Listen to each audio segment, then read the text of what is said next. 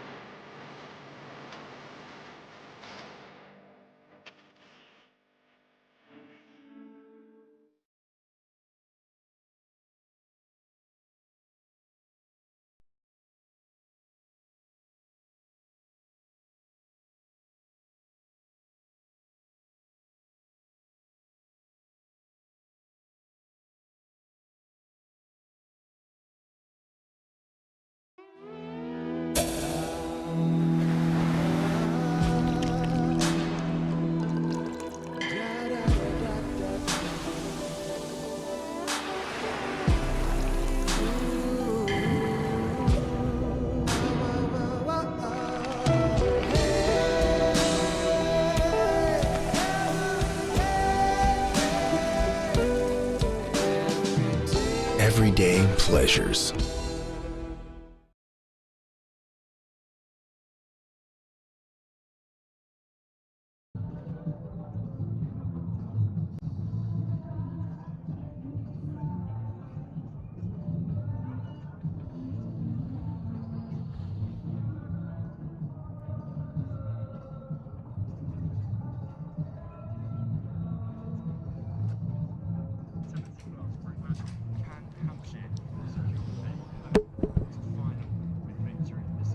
Sussex stand in their way. They are bottom of the table. Hampshire are top of the table.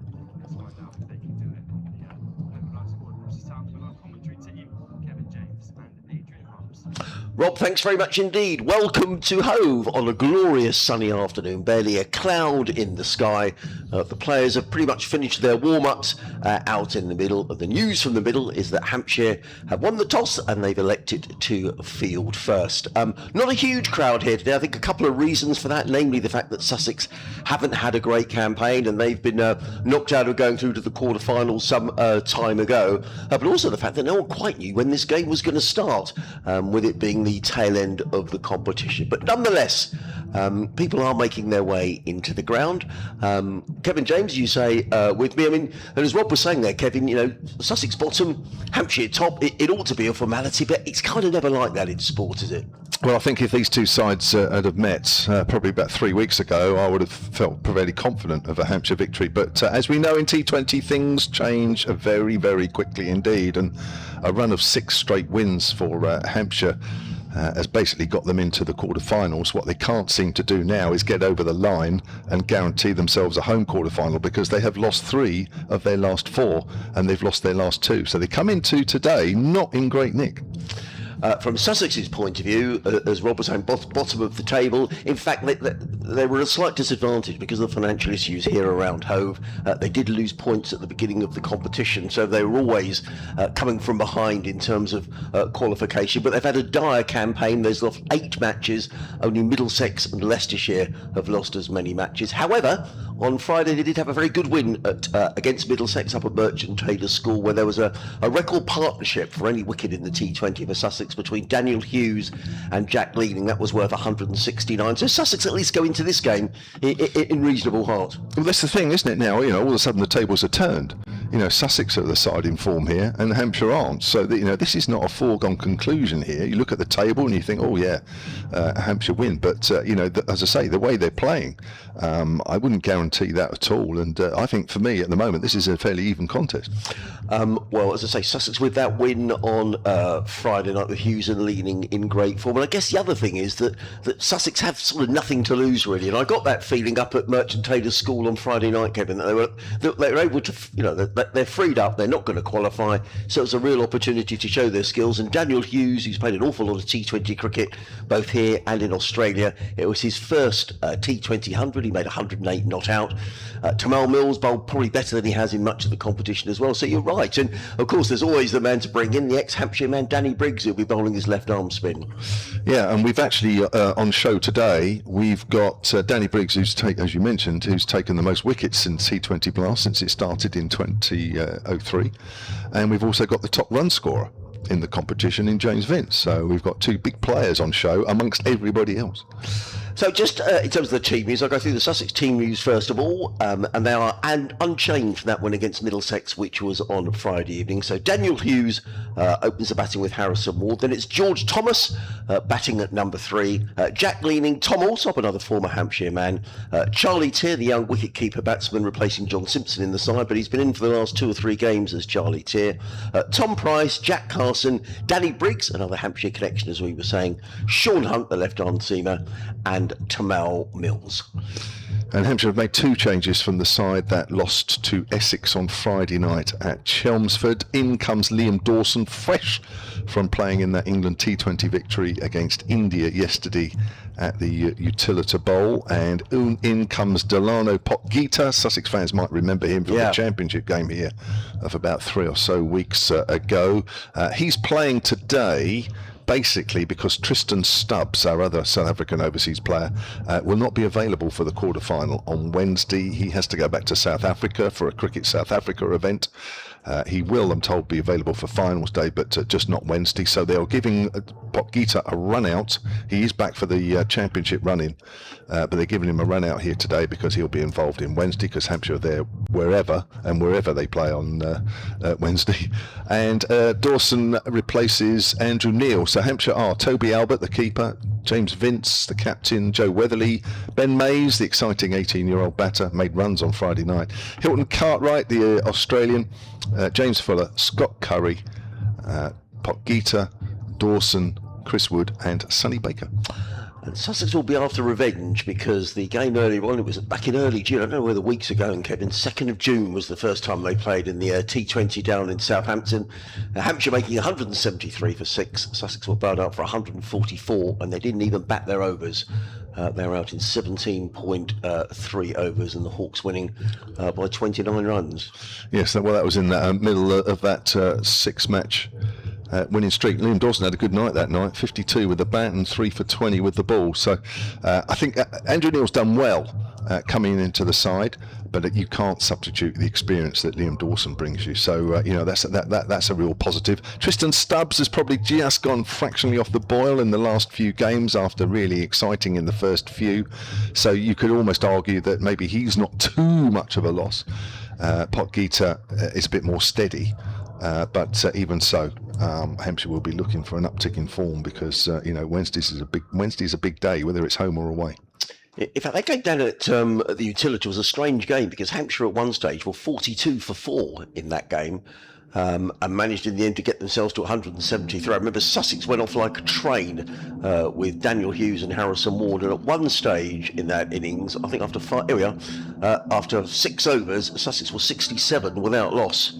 And were really looking as if they were going to comfortably win the game. But the middle order has so often been the case for Sussex in this competition, just simply fell away. And in the end, it was a really comfortable victory as far as Hampshire were concerned. Just in terms of the competition, I mean, it's coming to the end of the group stages. What have you made of it? Do you think it's a better format this year with 12 games? Well, it's the first time we've had 3 groups since, was it 2021? Was it? Well, straight after COVID. It was, yes. And of course, we're playing 2 less group games. So you need to do what you need to do a little quicker.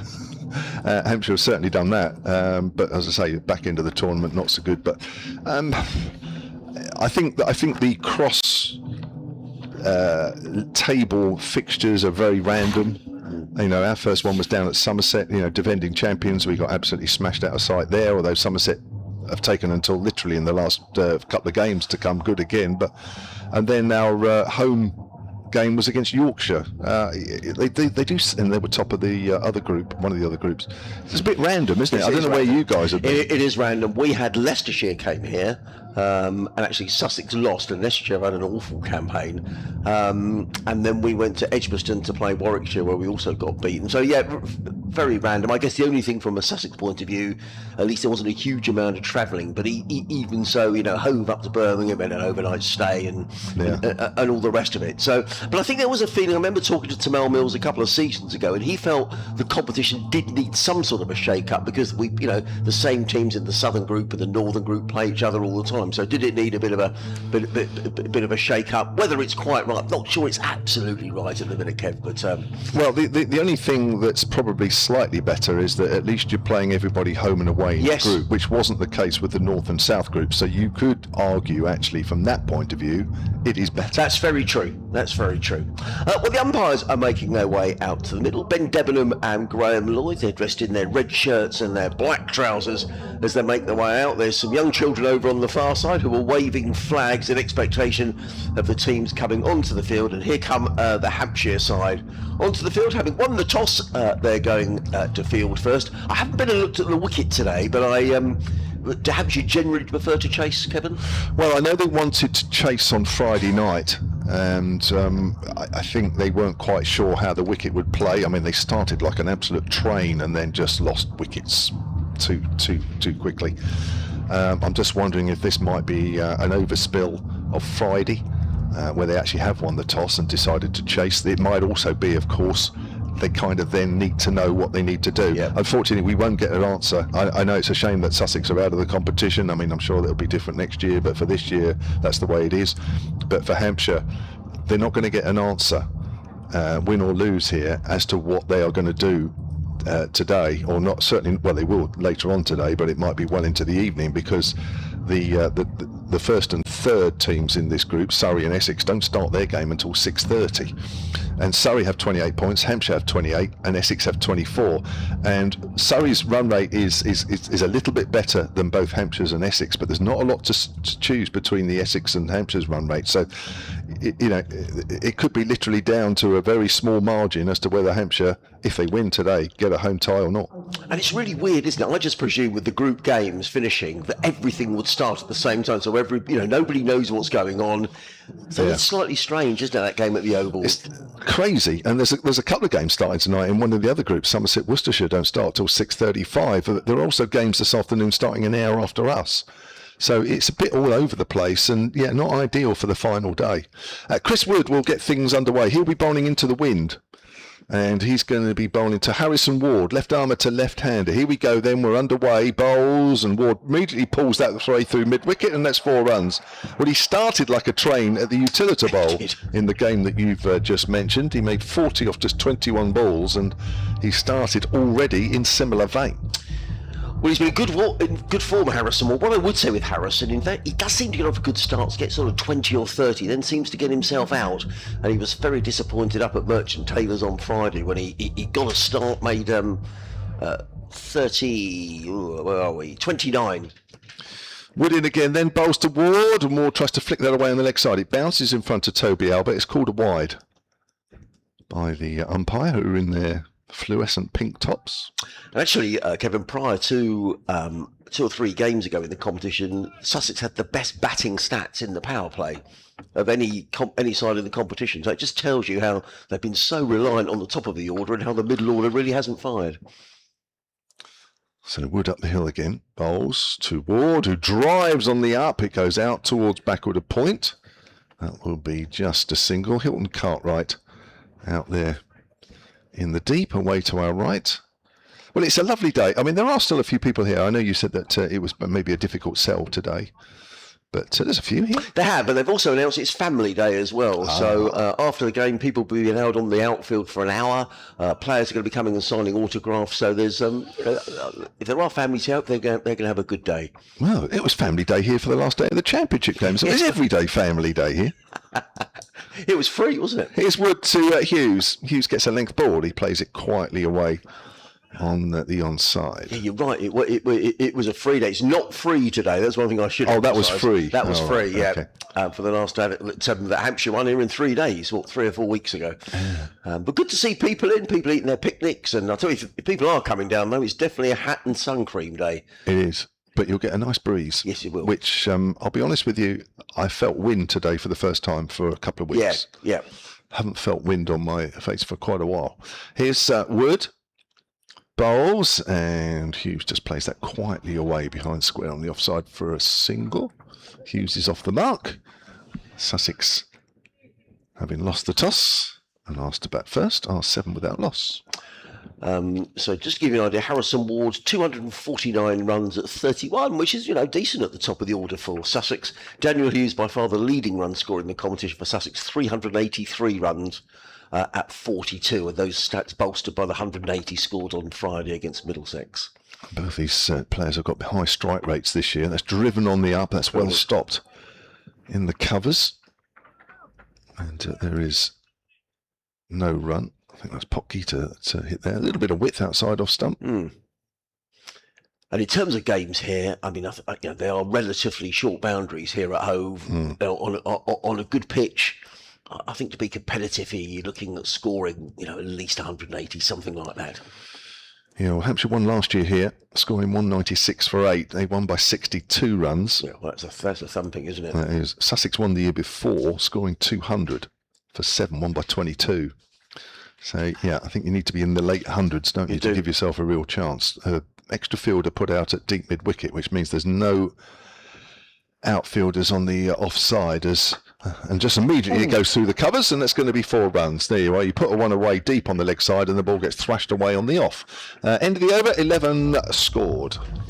That was in the air a little bit from Harrison Ward, but he's got it through that ring of fielders for a boundary. The last game here actually was a comfortable win for Surrey. Sussex made 171 and Surrey chased those down in 15.3 overs, and it just never looked like it was enough. In fact, in that game Sussex was 72 without loss after 7 overs and rather fell away to that 171.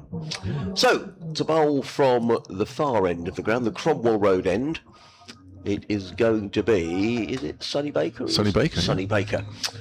So for those of you who don't know, Hove is a ground that slopes from the top end, slopes down towards the sea, where Kevin and I are commentating from. It's a drop of about 10 feet from one end of the ground to the other. We're 2 blocks from the sea. But we are, yeah. a big hit and you get somewhere near the sea. I never get tired of driving into Hove, and as you come down past the Cromwell Road end, which is the far end, and then you come down the other side of the ground and turn, you can see the sea. Yeah, it's lovely. I never get tired of that. So, Sonny Baker, he's got a slip in place. Other men sailing one on the offside. There's a mid-on, mid-wicket, a deep backward square leg and a third man as Baker is racing in down the hill. Bowls and pulled away down towards fine leg, and that's going to be a boundary. Too short for Baker, and Hughes just helped the ball on its way around the corner down to fine leg for a boundary. Fielded down there by Hilton Cartwright, who retrieves the ball. But Daniel Hughes picks up a boundary. He goes to 5 and Sussex to 15 without loss. That's really well played, isn't it? Just use the pace of the ball, minimum of effort there.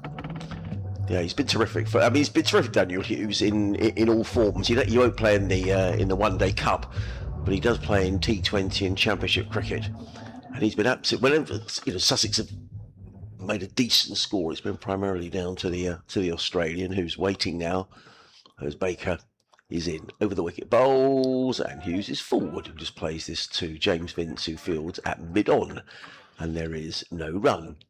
Sonny Baker's playing his 5th match in this year's competition. He's picked up 8 wickets. It's been going for around 9 and over this year. His overall career, this is only his 31st T20 match, still quite young, still got a lot of his career ahead of him. He's around about the 8.8 economy career-wise, so he's around about where he should, well, I don't know where he should be, but where he's normally at. Well, he's rushing in down the hill, in and bowls to Hughes as he top edged that through to the keeper. There's an appeal from Toby Albert down the leg side, and it's signalled as a wide by umpire. I think that's Ben Debenham at the far end of the ground. I'm going to get my umpires sorted out. Ben Debenham and Graham Lloyd are the 2 umpires. Well, it's head height. I can see why they've appealed. It does look as though the ball has taken a fraction of a deflection. It may just be more off the pitch than anything, but it was leg side as well. Baker is back to his mark. Still that slip in place. I'd almost say he's got a slip at a gully, actually. Baker, as he makes his way in to bowl to the left-handed Daniel Hughes. In and bowls, and Hughes dabs that onto the offside, just backward of square, and picks up a single, does Daniel Hughes. So he goes to 6, and Sussex to 17 without loss. That's a quick delivery, that one. That's hit the bat hard. He's down the hill. He's got the wind behind him. Perfect conditions for Sonny Baker. Yeah. Oh, what's that? Somebody's playing about with your effects. Someone is playing. I think that might be an umbrella, because it's quite breezy. You were saying about the wind, and I think there's an umbrella that has fallen over down below us, and it's just resting against the little picket fence which is down below us. That's the crunching sound you can hear. As Harrison Ward, for the first time, is going to face Sonny Baker. Ward 9 not out. Again, another left-hander as Baker runs in from the Cromwell Road end and bowls to Ward, who plays firmly back down the ground. Baker fields off his own bowling, and there is no run. Barely a cloud. Well, there's a little bit of cloud just over the flats at the far end of the ground, but apart from that, beautiful day. And Kevin was saying about the wind. I mean, it really is breezy, actually, though. You look at the trees around the ground are swaying, and the umbrellas which are protecting people down here in the corporate area having to be tied down because there's quite a wind here on the south coast. I'll tell you what, where I was and where I live in Southampton, I don't think there was anything. There was no wind at all yesterday. Not a breath. In comes Baker down the hill. Bowls short, pulled away by Ward. Is he going to get caught? I think he is going to get caught. Oh, that's a very fine catch. That's a really fine catch by Hilton Cartwright. It was short by Sonny Baker. Harrison Ward going to pull the ball down towards fine leg. And What's he staying there for? I've no idea, because he's definitely out. I don't know whether he's querying whether he took the catch inside the boundary, but he was well inside the boundary, and that's a very, very fine catch. Unless he thought it was too head high? height. Let's just see. Well, it's quite high. It is quite high. Baker actually fell over as he delivered the ball. Ward pulled it down towards third mat, towards fine leg. The catch was taken. So we're just seeing a replay of that. Baker is sort of sprawled on the wicket. Well, we're going to see the catch and mix. It was a very, very fine catch by Cartwright. There's no question he was well inside the boundary edge. The catch is taken. And first blood to Hampshire with Sussex 17 for 1. Yeah, I mean, it's probably borderline as to how high it was. But Sonny Baker certainly gave himself a chance of getting one of these batters out caught hooking in that over. He's finally got one. And we haven't finished the over yet. No, we haven't. Good catch, though, wasn't it, from Cartwright? He's a top fielder. And actually, not easy, because he was running down the hill as well. The ball was drifting away from him, but it was a really good bit of fielding. Well, that's one danger man out. hold your catches, as they say. Yeah, to be honest, anything that goes in the air to him is you'd be very, very lucky to see him drop a catch. So the new man is George Thomas. Came from Somerset a couple of years ago. Hasn't had that many opportunities. Made a very good 50 at the Oval last week, but missed out on Friday night against Middlesex. And he's coming in at number 3, and he faces Sonny Baker, who's roaring him down the hill. Bowls to Thomas, who drives his first ball firmly into the covers. Fielded there by, was that James Fuller? Yeah. Nice looking shot from Thomas. Fielded though by Fuller. End of the over, 17 for 1. So a good over from Sonny Baker. Just cost the 6 runs, and Sussex 17 for 1 at the end of the second. It's always small margins, isn't it? Friday night that would have gone out the park, or it would have evaded a fielder. Yeah. A different day, ball goes up in the air, you get a good catch. Friday night that certainly wouldn't have been the case, and it really is game to game in this T20. You just never really know what you're going to get, and if you can get lucky your first couple of overs, or get lucky in the power play, it makes things such a lot of difference. I'll tell you what, that George Thomas drive there for nothing, that's not a bad shot. Super shot, wasn't it? That's right out the middle of the bat. Yeah. It's absolutely raced to Fuller.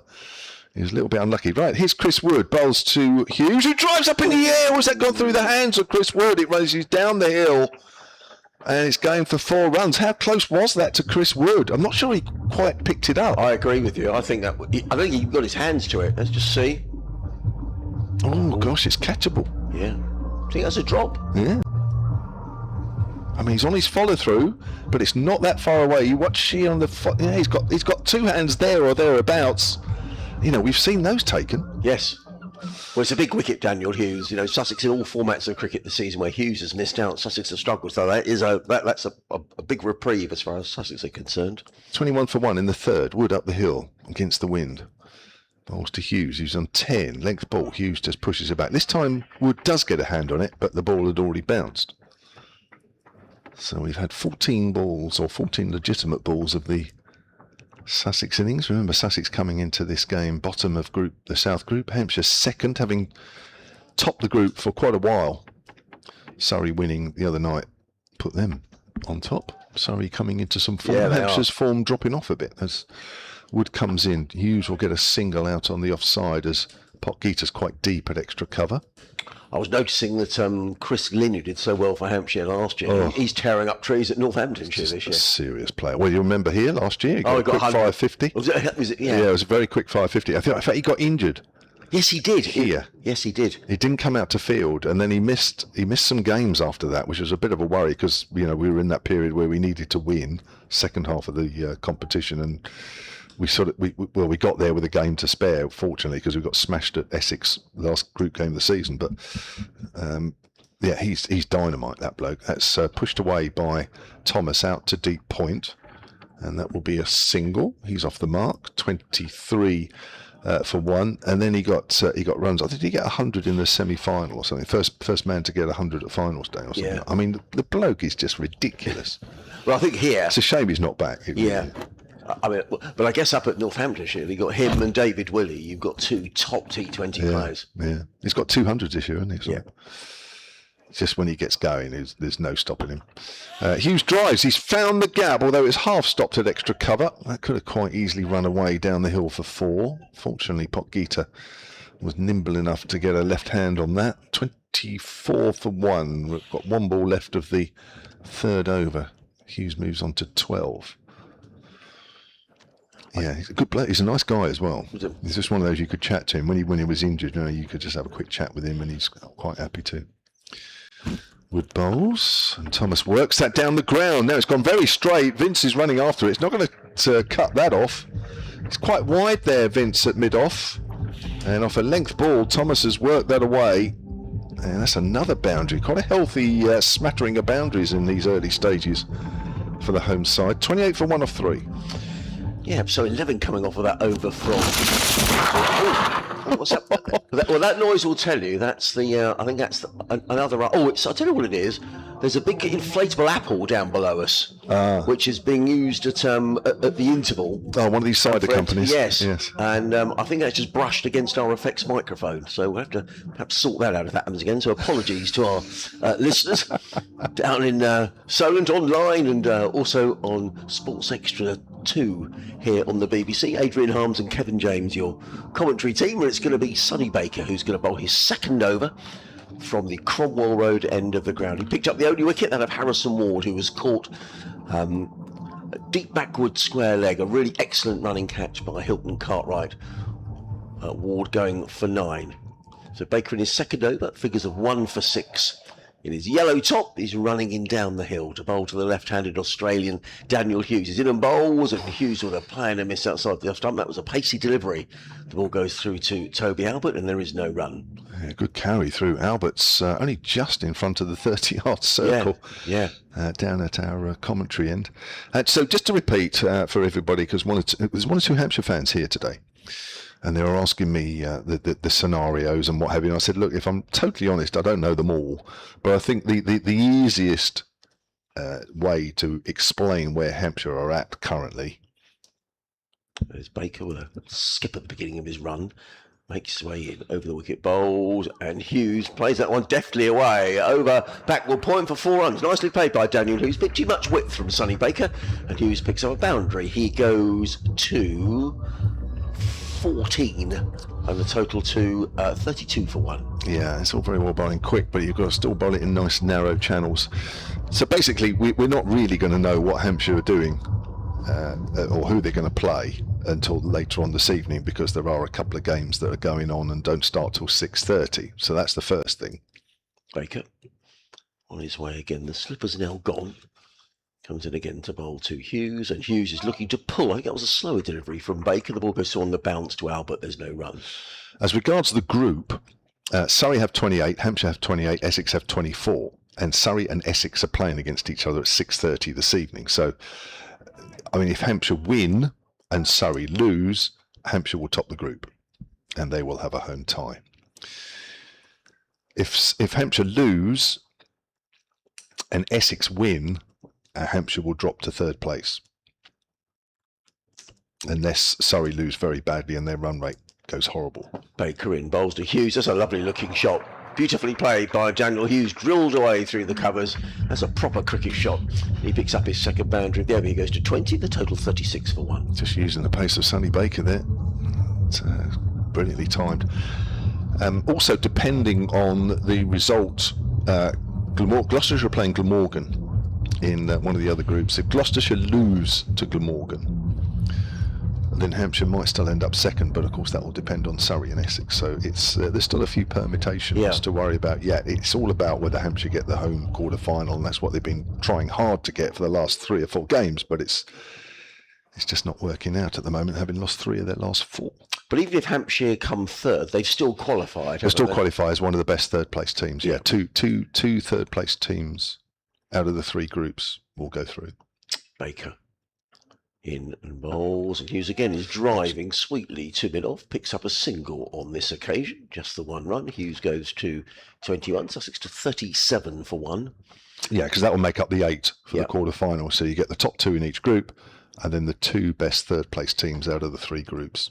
But I'm sure that Hampshire would love a home semi-final, because I guess it could reach a situation where you're finding out tonight that you're playing in Leeds or Durham or goodness knows where, and it's a long trip on a coach, presumably on Tuesday for a game on Wednesday. Yeah, well, I've already sampled Durham away quarter-final last year.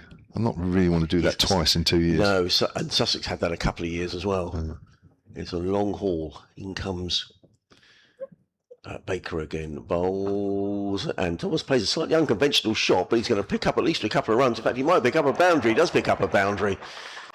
He was looking, I think, to drive that one more through the offside, but he's managed to get it through the leg side somehow. He picks up a boundary, does George Thomas. So 3 fours off of the over, At the end of the 4th over, Sussex off to a decent start here, 41 for 1, with Thomas on 9, Hughes on 21. Yeah, it is a good start. Yeah, I don't think it'll be Durham, because Durham sit 4th in the North Group. So even if they win their last game, they'll have 24 points. They might go above Lancashire, but they can do no better than 3rd. Lancashire, I'm not sure they'll do better than 3rd. Their run rate is quite a bit less than Yorkshire in 2nd, and there's 4 points between those two sides, so I think that's pretty much done and dusted there in the North Group. In the Central and West, that's the one that Hampshire do need to keep an eye on with that Gloucestershire Glamorgan game. Gloucestershire in 2nd. They won't go top. They can't get ahead of Northamptonshire. All right, Scott Curry has taken over from Chris Wood, running up the hill, right arm over, bowls. Hughes drives in the air, it's catchable height, but it's between Dawson and Potgieter, and it's gone through the gap, through extra cover for 4. Another day that's caught. Yeah, he's absolutely bisected the tooth. I don't think he got all of that, Daniel Hughes. He was in the air for a little while, but he goes to 25. He's in a good reign of form here, Daniel Hughes. Yes. I mean, Somerset could end up going 2nd there if they win their game and Gloucestershire lose. There's not a lot of difference in run rates there. Worcestershire's is quite a bit less than Somerset. They're in 4th. So yeah, there's a few scenarios. There's Curry bowls, that's pulled away, that's gone quickly behind square on the leg side. That'll be 4 more. Hughes moves on to 29 off 16. You can see the benefit of his 100 in the last game in the win over Middlesex. He's timing most of what he's playing and also having a little bit of luck at the same time. That often happens when you're in the runs. 49 for 1. Yeah, so 383 runs, we were saying, Daniel Hughes in the competition, averaging over 40, and he's the danger man at the top of the order for Sussex. So we're into the 5th over, still 10 balls at the power play as Curry comes in again. Hughes cuts away on the offside. Hilton Cartwright's out at deep point, away to our right. And that's the 50 up for Sussex, halfway through the 5th. Yeah. And the other thing about those quarterfinals, Kevin, as well, they're being played on Wednesday, which will clash with England's semi-final in the World Cup as well. So I think there's a bit of debate about when those games are going to start, isn't there, as well?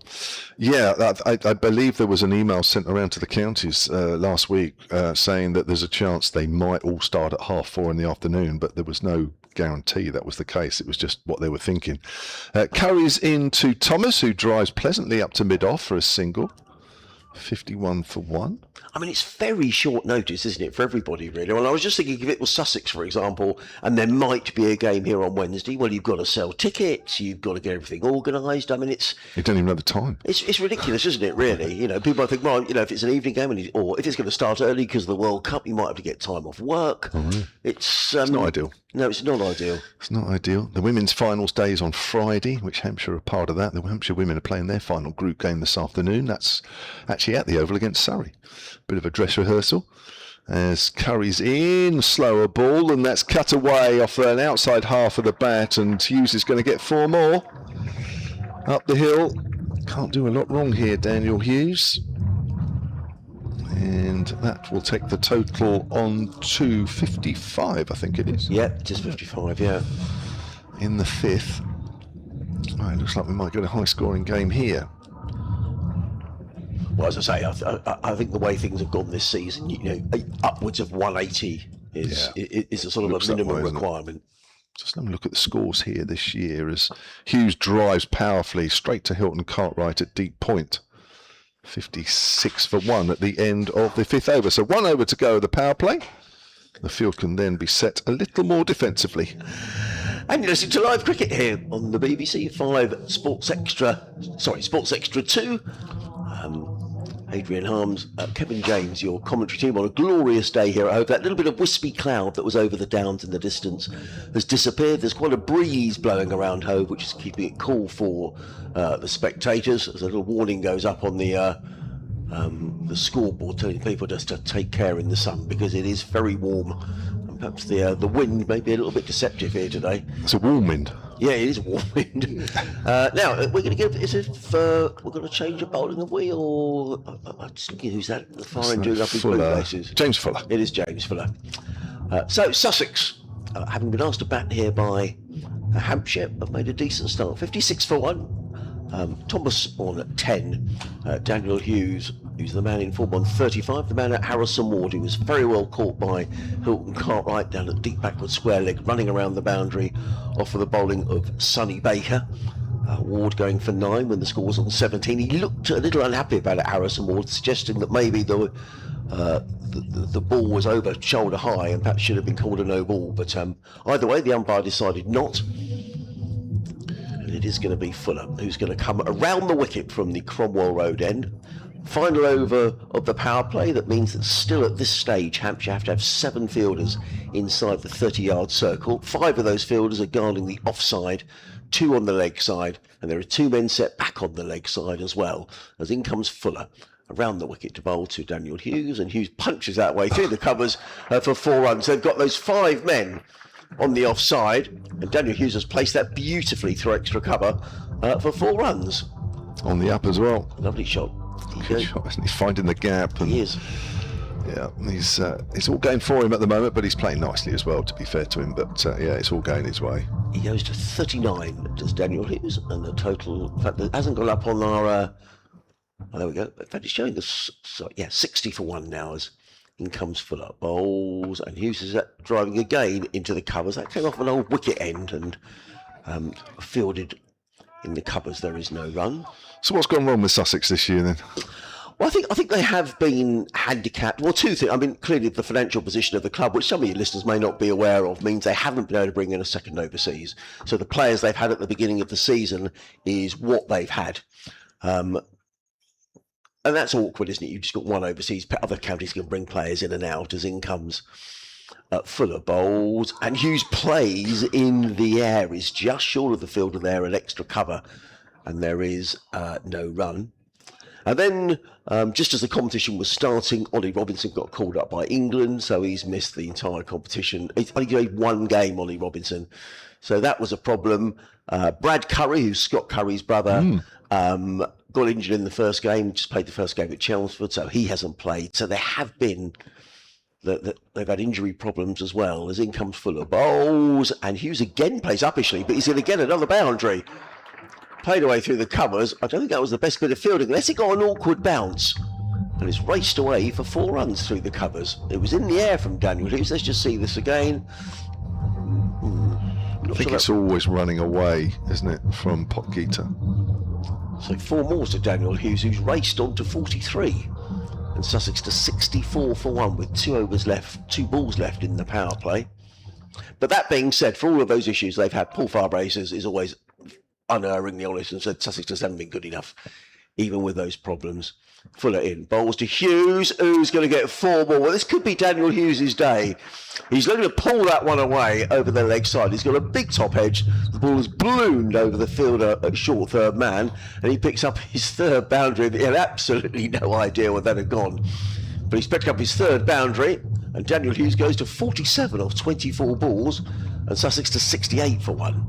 Well, he's played some nice shots, but I reckon he could bat right-handed here and get half century the way he's going.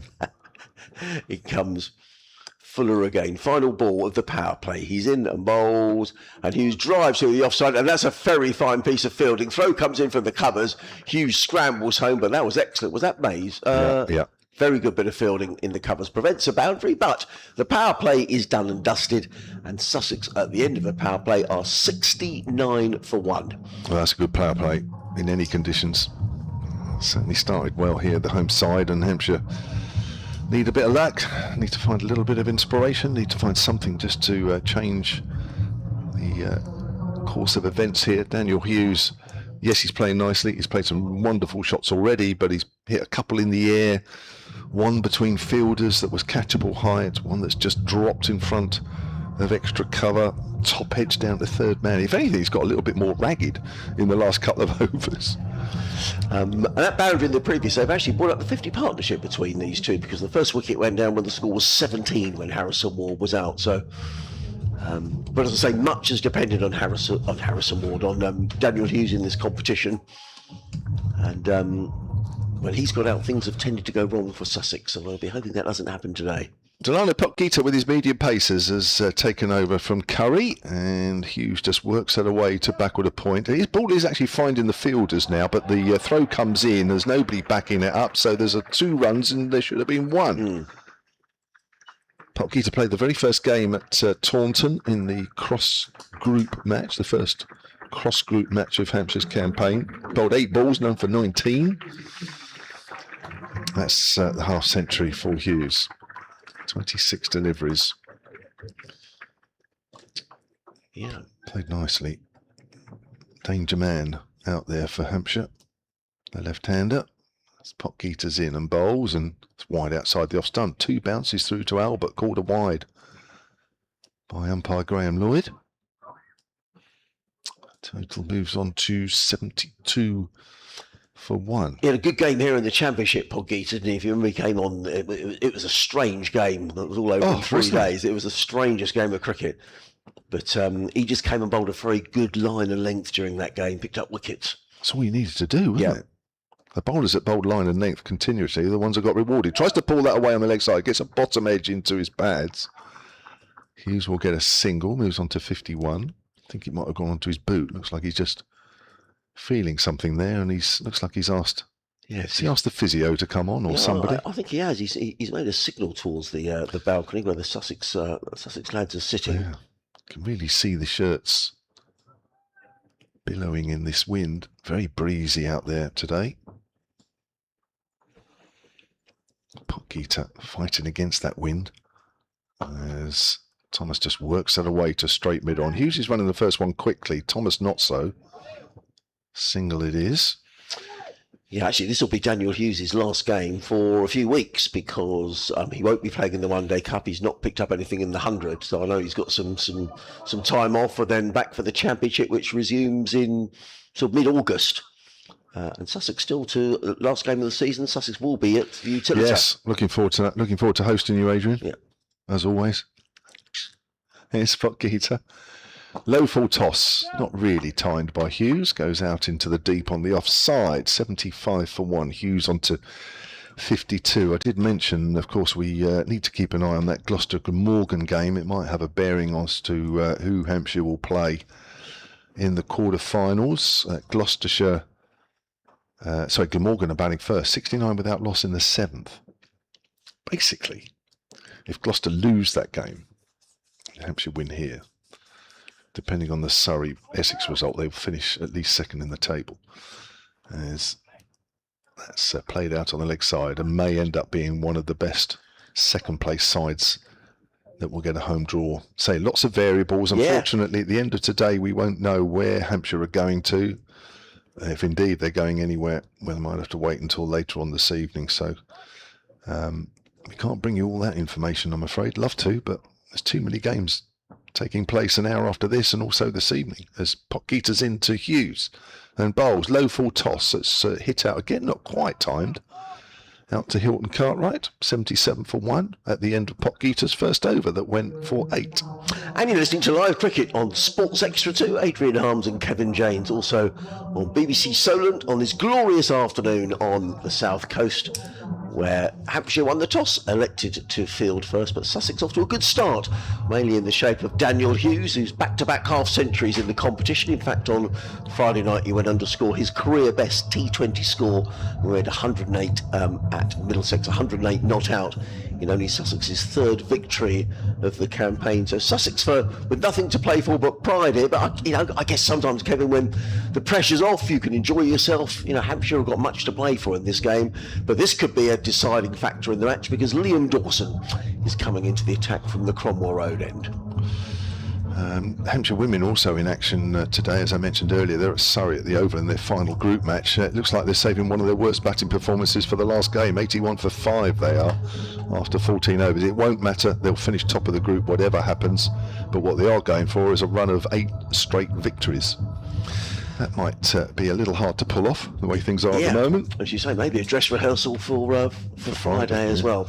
Anyway, it's Liam Dawson who's going to come in from the Cromwell Road end, bowling his left-arm spin, bowls to the Australian Hughes, who works this one down the ground all the way along the beautiful outfield here at Hove. And I say that not just because I'm biased, but it really is. It's an immaculate outfield here. Really very little excuse for a misfield. And now Dawson's going to change to come around the wicket to the right-handed George Thomas. Thomas is on 12 off 7. hasn't faced a lot of the strike, George Thomas, but his job, I guess, is to stay there all the way. Daniel Hughes is striking the ball as well as he has. 54 off 30 deliveries as in comes Dawson. Round the wicket bowls to Thomas, who drives it back down the ground. Dawson fields, and there is no run. You were talking about economy rates for Sonny Baker a little earlier on. I'd imagine Liam Dawson's a fantastic throughout his career in T20 cricket. He just waits. He's seen it all, really. Comes in off 4 or 5 paces, bowls, and Thomas again attempts to drive, just drives it straight back to Dawson without timing.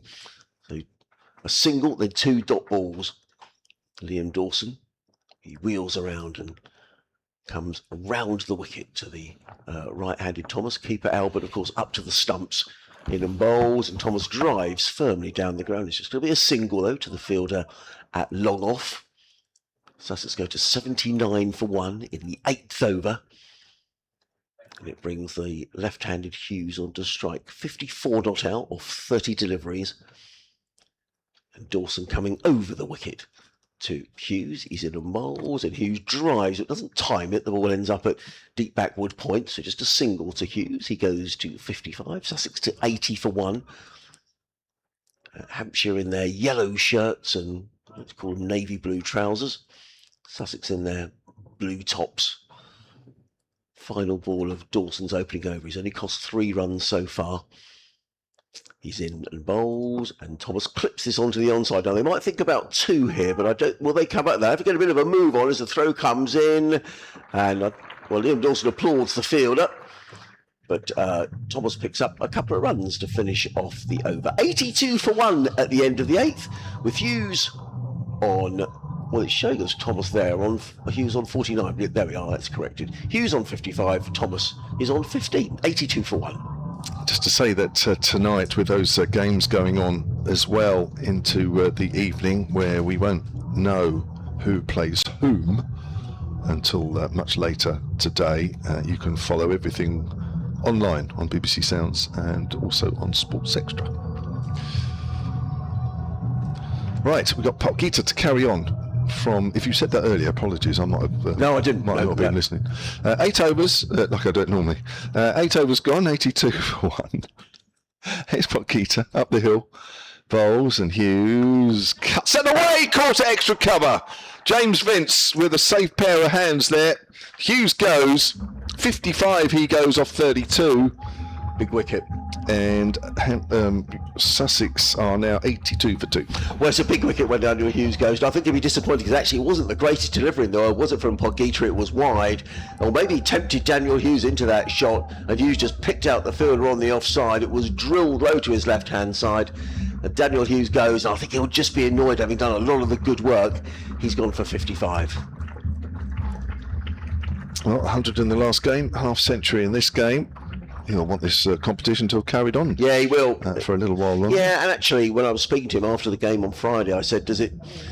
it's easy to say when you've won, but I said, is it a case of what might have been in the competition for Sussex? And Daniel was very honest. He said, yeah, I think we had a team, despite the issues that we've had around injuries and player unavailability, etc., a better side. Sussex are a better side than 3 wins in the competition. But Daniel Hughes has more than done his bit, and he has again today. It's very much now up to the middle order, where this has been Sussex's problem in the competition. Jack Bleeding made runs for the first time on Friday night at Merchant Taylor School. He made 65, but prior to that he'd scarcely scored a run, had been dropped from the side. So be interesting to see how Sussex go from here. Potgieter's first T20 wicket for Hampshire in his second game. He's up the hill and he's bowling to Leaning. And Leaning just whips that away on the leg side, off the mark straight away, out to Hilton Cartwright at deep square leg. 83 for 2. Just to repeat, Potgieter playing today. Stubbs could have played today, he's here. But he's playing today because he will be required in the quarter-final on Wednesday. And Stubbs will be back in Australia. We're back in South Africa for a few days. 83 for 2 then, as Potgieter turns. And bowls to Thomas this time. Thomas drives past the diving Potgieter up towards deep mid-off. 84 for 2. Just to say that partnership between Daniel Hughes and George Thomas was worth 67. And of those, Thomas had made 15. So very much the a supporting role for George Thomas. But now with Hughes gone, you'd imagine perhaps the owner switches to him. 65 on the 65, yeah. Oh dear. Oh, it's my maths. 7 overs. Only because it came up on the picture feed. That's played back to the bowler. Delano lying all over the wicket, just short of a length. They are correct, and I'm wrong. 65. Back to school for me. That's right. You don't teach maths, do you? No, fortunately. 7 overs, that 65-run partnership. Quick indeed. Even the picture feed cameras are struggling to stay still. That's a bouncer. Now, there's 2 bounces through to Albert, and it's called a wide. That did look particularly high. That bounced very short indeed. Just watching a replay of this one, and oh my word. Nearly took Delano's toes off, it was that short. So he'll play the quarter-final on Wednesday, Pogita. He'll play, yes. Yeah, Stubbs is back in South Africa for Hampshire. Get there, of course. Whipped away in the air, but safe behind square on the leg side by Jack Leaning. Hilton Cartwright's in quickly. Don't normally take 2 to him. Leaning is on 2.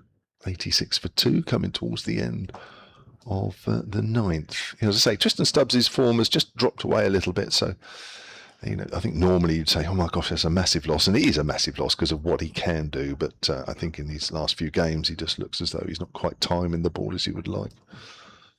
But of course that can change very quickly as Pogita bowls. That's driven, not timed, up to deep mid-on, where Scott Curry will field just in front of us. Throws the ball along the deck to the far end of the over. 9 gone. 87 for 2. The bowlers used so far by Hampshire. Wood 2 overs, none for 22. Baker 2 overs, 1 for 19. Curry 1, none for 15. Fuller 1, none for 13. Dawson's first over cost 5. He'll just about bowl his second over shortly. And Pogita has gone for 12 off his first 2. With 1 wicket. If you missed it, the big breaking cricket news today announced just after 2 o'clock that Brendan McCullum sacked as England Test head coach. You can read all about that on the BBC Sport website. He will continue, though, in his role as the white ball coach. In comes Liam Dawson, comes in and bowls to Thomas, who works this to backward point, fielded there by Scott Curry, diving away to his right-hand side. I wonder how you feel about that. Just to think, it's strange, isn't it? I mean, the BBC headline is saying sacked, which always sounds awful, doesn't it, if you're sacked? But he's staying on as white ball coach, so it does seem it's been a strange summer, hasn't it, for the England Test side? Well, strange few months really when you look back to the Ashes as well. Dawson, Odds comes in from the Cromwell Road and bowls, and Leaning just caresses the ball through the covers and picks up a single. And what Hampshire have done pretty successfully here in the last 3 or 4 overs is to put the brakes on a little. Liam Dawson, he's only conceded 5 runs so far in the 8 balls that he's bowled. 89 for 2 are Sussex, approaching the halfway stage. 4 balls until we get there. Dawson in bowls, heaved on to the leg side. That's a big blow, but is he going to get caught? No, he's not. It's gone all the way for 6. Heaved away by Jack Leaning onto the leg side, and that's carried all the way over. In fact, it's George Thomas, I apologise. Heaved all the way over mid-wicket for 6. Not too often that happens to Liam Dawson. That's a big blow. It wasn't out of the middle of the bat either. There was a slight hint of a top edge there. Ben Mays, it teased him on the boundary there for a little while. It did go over his head, but certainly not out of the middle of the bat. I've had a message from someone saying, great news regarding McCullum. He's not totally gone. No, he's still white ball. So I think opinions divided a little on Brendan McCullum. In comes Dawson round the wicket bowls. And Thomas at it again, pulls this one away. It's gone down to deep backward square leg. He picks up a single. Does Thomas? He goes to 25. And the total to 96 for 2. 2 balls remaining of this, the 10th over. So Sussex, you would think on target for something round about, 180, 190, something like that. Although they have had some middle order collapses this season. Dawson in bowls, and Leaning trips this one away through mid-wicket stylishly. Picks up a single, 97 for 2. Leaning goes to 4. Yeah, and I think looking at it, if Hampshire were to win this game, and Sussex do get around the 180, maybe even 190 mark. Unless Hampshire come out all guns blazing, their run rate may not improve that much. Dawson in bowls. That's a good bit of bowling. A slightly quicker delivery, and George Thomas plays it back to Liam Dawson. And there is no run. So end of the over, 97 for 2. Thomas on 25. Leaning is on 4. You're listening to live cricket on Sports Extra 2. Adrian Arms, Kevin James, your commentary team. And this game nicely poised, Kevin. Yep, on the live picture feed as well. Yep. Sussex Cricket website. That's going back to the Hampshire Cricket website as well. Harrison Ward made 9. Daniel Hughes, 55 from 32.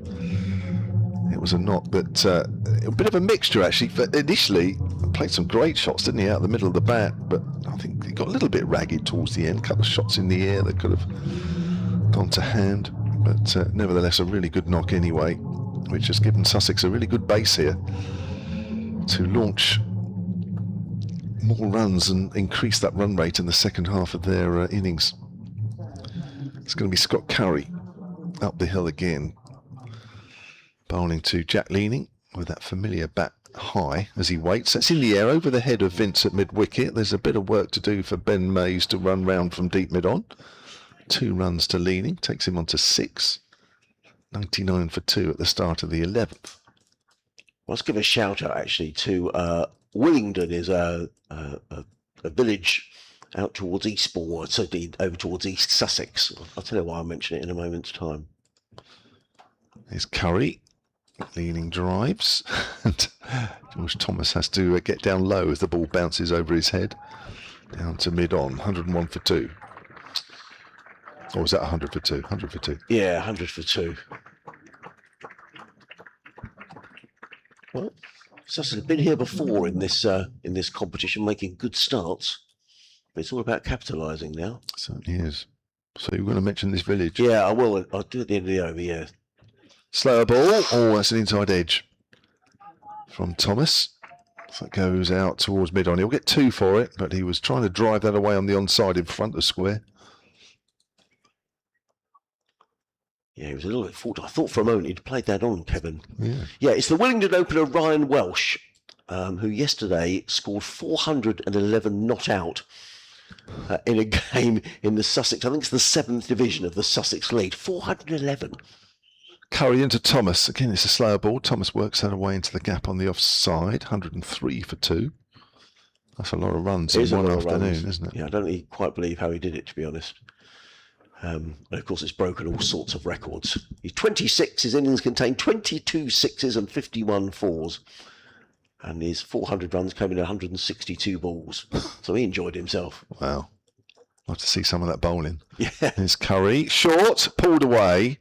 Nicely played by Leaning. Kept it all the way along the ground out to deep mid-wicket. Hilton Cartwright, the fielder.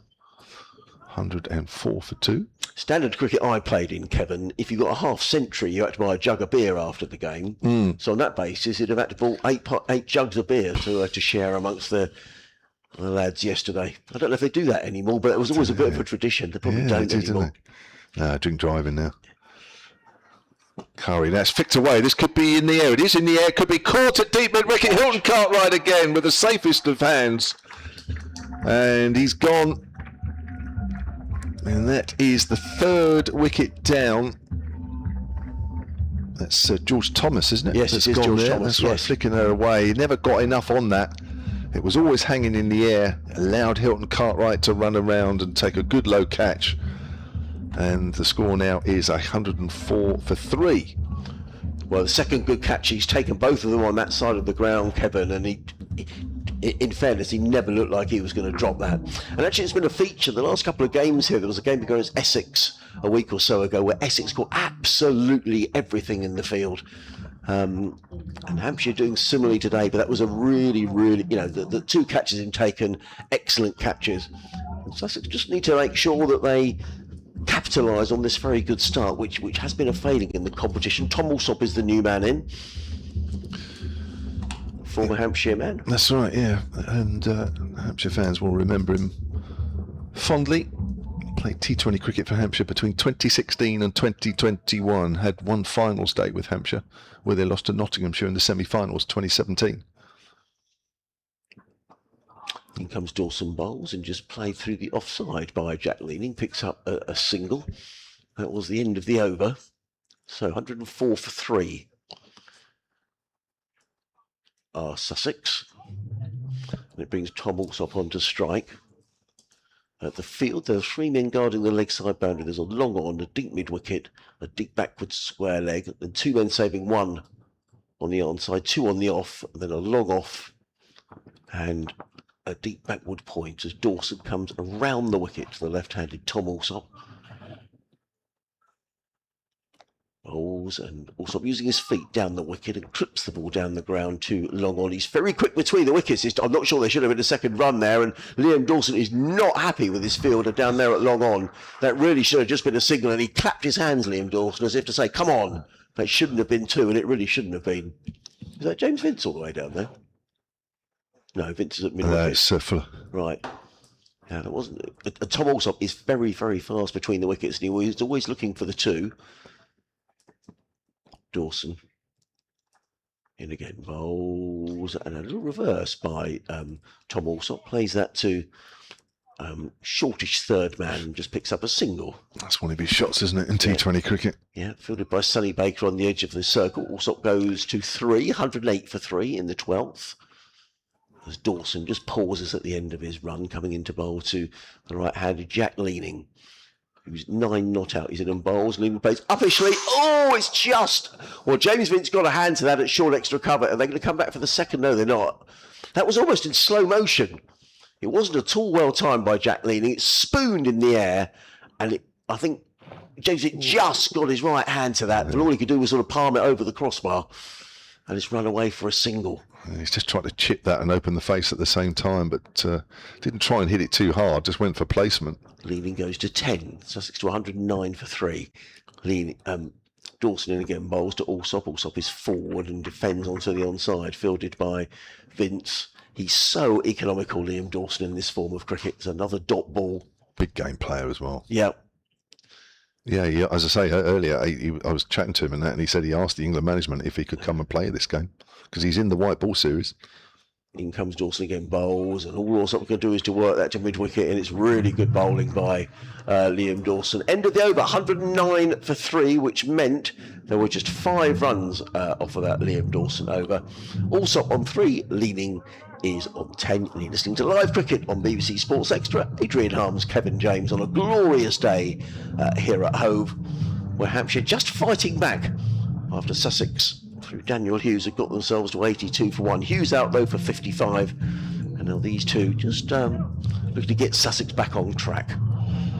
You know, Liam was telling me he asked the question after the game yesterday, or it may have been before that, and they said, yeah, okay. But he is involved with the squad. That first one-day international starts Tuesday, so there's not a lot of gap between last night or yesterday afternoon at the Utilita to conclude the T20 series and the start of the one-day series on Tuesday. But he says he's not sure whether he's available for the quarterfinals. He's hoping to be as well, so we'll keep our eye on that one. Sonny Baker is going to switch ends. He was down the hill with his first 2 overs, which cost 19, picked up the wicket of Harrison Ward. He's now going to bowl into the wind up the hill. And he's bowling to Jack Leaning, in, short of a length. Leaning pulls that away. There's a vacant fine leg area that should run away for 4. Yes, just. Despite the efforts, the best efforts of Chris Wood. Oh, sorry, yeah, James Fuller is up there, actually. Out there, it's a square leg. A long way to go. The ball always had enough on it. So Sussex move on to 113 for 3, Leaning on to 14. That could open up the door actually for James Cole to play in some of those 50-over games, because James bowls left arm spin as well. So maybe if Liam Dawson does go off, perhaps that might give James Cole an opportunity. True. In the 13th over here, Baker running in. It's pulled away by Leaning. It's gone a little squarer this time. Goes to Fuller. That backward a square leg. 114 for 3 now. Leaning's 15 off 12. Alsop's 3 off 4. Baker into his 3rd over here. 2 overs from Wood, 2 overs from Curry, 1 from Fuller, 2 from Potgieter, 3 from Dawson. Yeah, Dawson's 3 overs, Kevin, have just cost 20 runs. Potgieter, good figures as well. Before this, 2 overs, 1 for 13. It shows you don't have to bowl quick, do you? No. Just bowl line Yeah. and length and just Yeah. keep it there or thereabouts. Yeah, sometimes you're going to go out the park bowling that speed, but generally, should see you through a season. There's Baker then. Starts his run up, bowling to the left-handed Tom Alsop. Bowls full outside the off stump. Alsop opens the face of the bat, works it down to wide-ish third man, comes back for the second, comfortably home. 116 for 3. Sussex still on for 180, 190. Yeah. Just noticing the test match at Lord's, India declaring India women 341 for 7, England needing 457 to win. Good luck. That's a tall order, isn't it? I was listening to the bit of that actually coming over from Southampton earlier today. Sounded like initially England bowled a little better than they did. I don't think they bowled that great actually on the first morning. No. It was a strange decision, wasn't it, to win the toss and Well, yeah, but I mean, it sounded like there was still a little bit in the wicket even today. Just a little bit anyway, as it's a low full toss, which also works away on the leg side. They're going to run 2, surely not. No, quickly in is Joe Weatherly from that left-hand side as we look. Yeah, I just don't think England bowled that great, if I'm honest, early on the first day. There probably was a bit more on the wicket than they would have shown. But on the whole, good wicket. Yeah. 2 balls left of the 13th. It's going to be Baker to Leaning. Comes in now, short of a length. Leaning pulls that away hard through mid-wicket. It's going to find the gap between Curry and Cartwright, and that's raced away down the hill for 4 more into the corporates. Is that the corporates around there, isn't it? Yes, it is. Yeah. Yeah. And enjoy that. Actually, keep your eye on there because the ball always bounces off the rope there. So you need to keep a tight hold to your prosecco. Other fizzy wine available. Yeah, I'm sure there is the old glass being. I can see someone down there with a rather nice-looking glass of something or other. 121 for 3. 1 ball left of the 13th as Baker up the hill again. Bowls to Leaning and Leaning bowled. Trying to pull that away on the leg side. Stump comes out of the ground. A couple of the Essex players on Friday night tried to do that and found a similar situation off Baker. And Leaning looks very disappointed there. He's missed out on that one. Yeah, the leg stump's out of the ground. He looks up in the air as if to say, I can't believe I've missed that. But that's quite full to be playing that shot. Yeah. To be playing across the line that much. Ball angled into him. That's good bowling. Well, I was just about to say, and I'm glad I didn't, that a welcome return to form for Jack Leaning, who's been short of runs in both the County Championship and the T20. Made a very good 100 here against Warwickshire earlier in the season in the Championship, but hasn't really made that many runs since, and his T20 campaign has been disappointing, but batted really nicely on Friday against Middlesex. And having hit that boundary, I thought, he was in for another good score here, but that's a big blow. And again, Sussex slightly in danger here of imploding. At one stage, 82 for 1, now 121 for 4. Second wicket for Sonny Baker there, having disposed of Harrison Ward with a short ball in the second over. Yeah, the best partnership of the innings so far. That's 65 for the second wicket between Hughes and Thomas. Yeah. That was off 7 overs. Liam Dawson's going to bowl out. Well, he's been excellent. 3 overs for 20 for Liam Dawson. He's coming into bowl to his forward teammate Tom Alsop. He's in over the wicket and bowls. Alsop down the wicket, driving down to long. I suspect it will only be a single on this occasion because in the previous over, James Fuller allowed a couple of runs down there and Liam Dawson was not best pleased. And it is just a single. So Alsop goes to 7 and it brings Charlie Tier, who's the Sussex wicketkeeper, to the crease.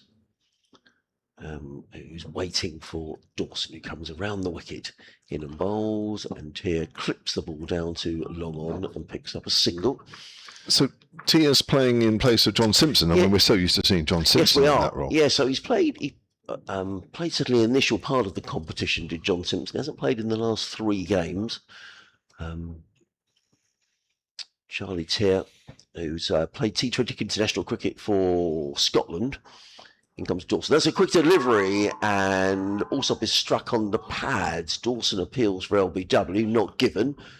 And they go, in fact, it wasn't given as a leg by, I don't think. in which case suggests that maybe Tom Alsop got something on that. Let's just see this again. Well, he was up, wasn't he, Liam Dawson, as if he's expecting that to be given. Well, he would be when he's the bowler, but 124 for 4, Alsop on 8. Brings Tier back on strike. In and bowls, and Tier attempts to sweep. I reckon that turned and taken by Albert. Tier was Let's watch this again. just see. Yeah. Yeah, it did turn. Looking to sweep that Charlie Tier. He was rather bamboozled by that delivery as Slow ball, wasn't it? Actually gave it time to turn. Dawson. Wily campaigner in and bowls, and Tier drives stylishly down the ground to a long off, picks up a single, does Tier.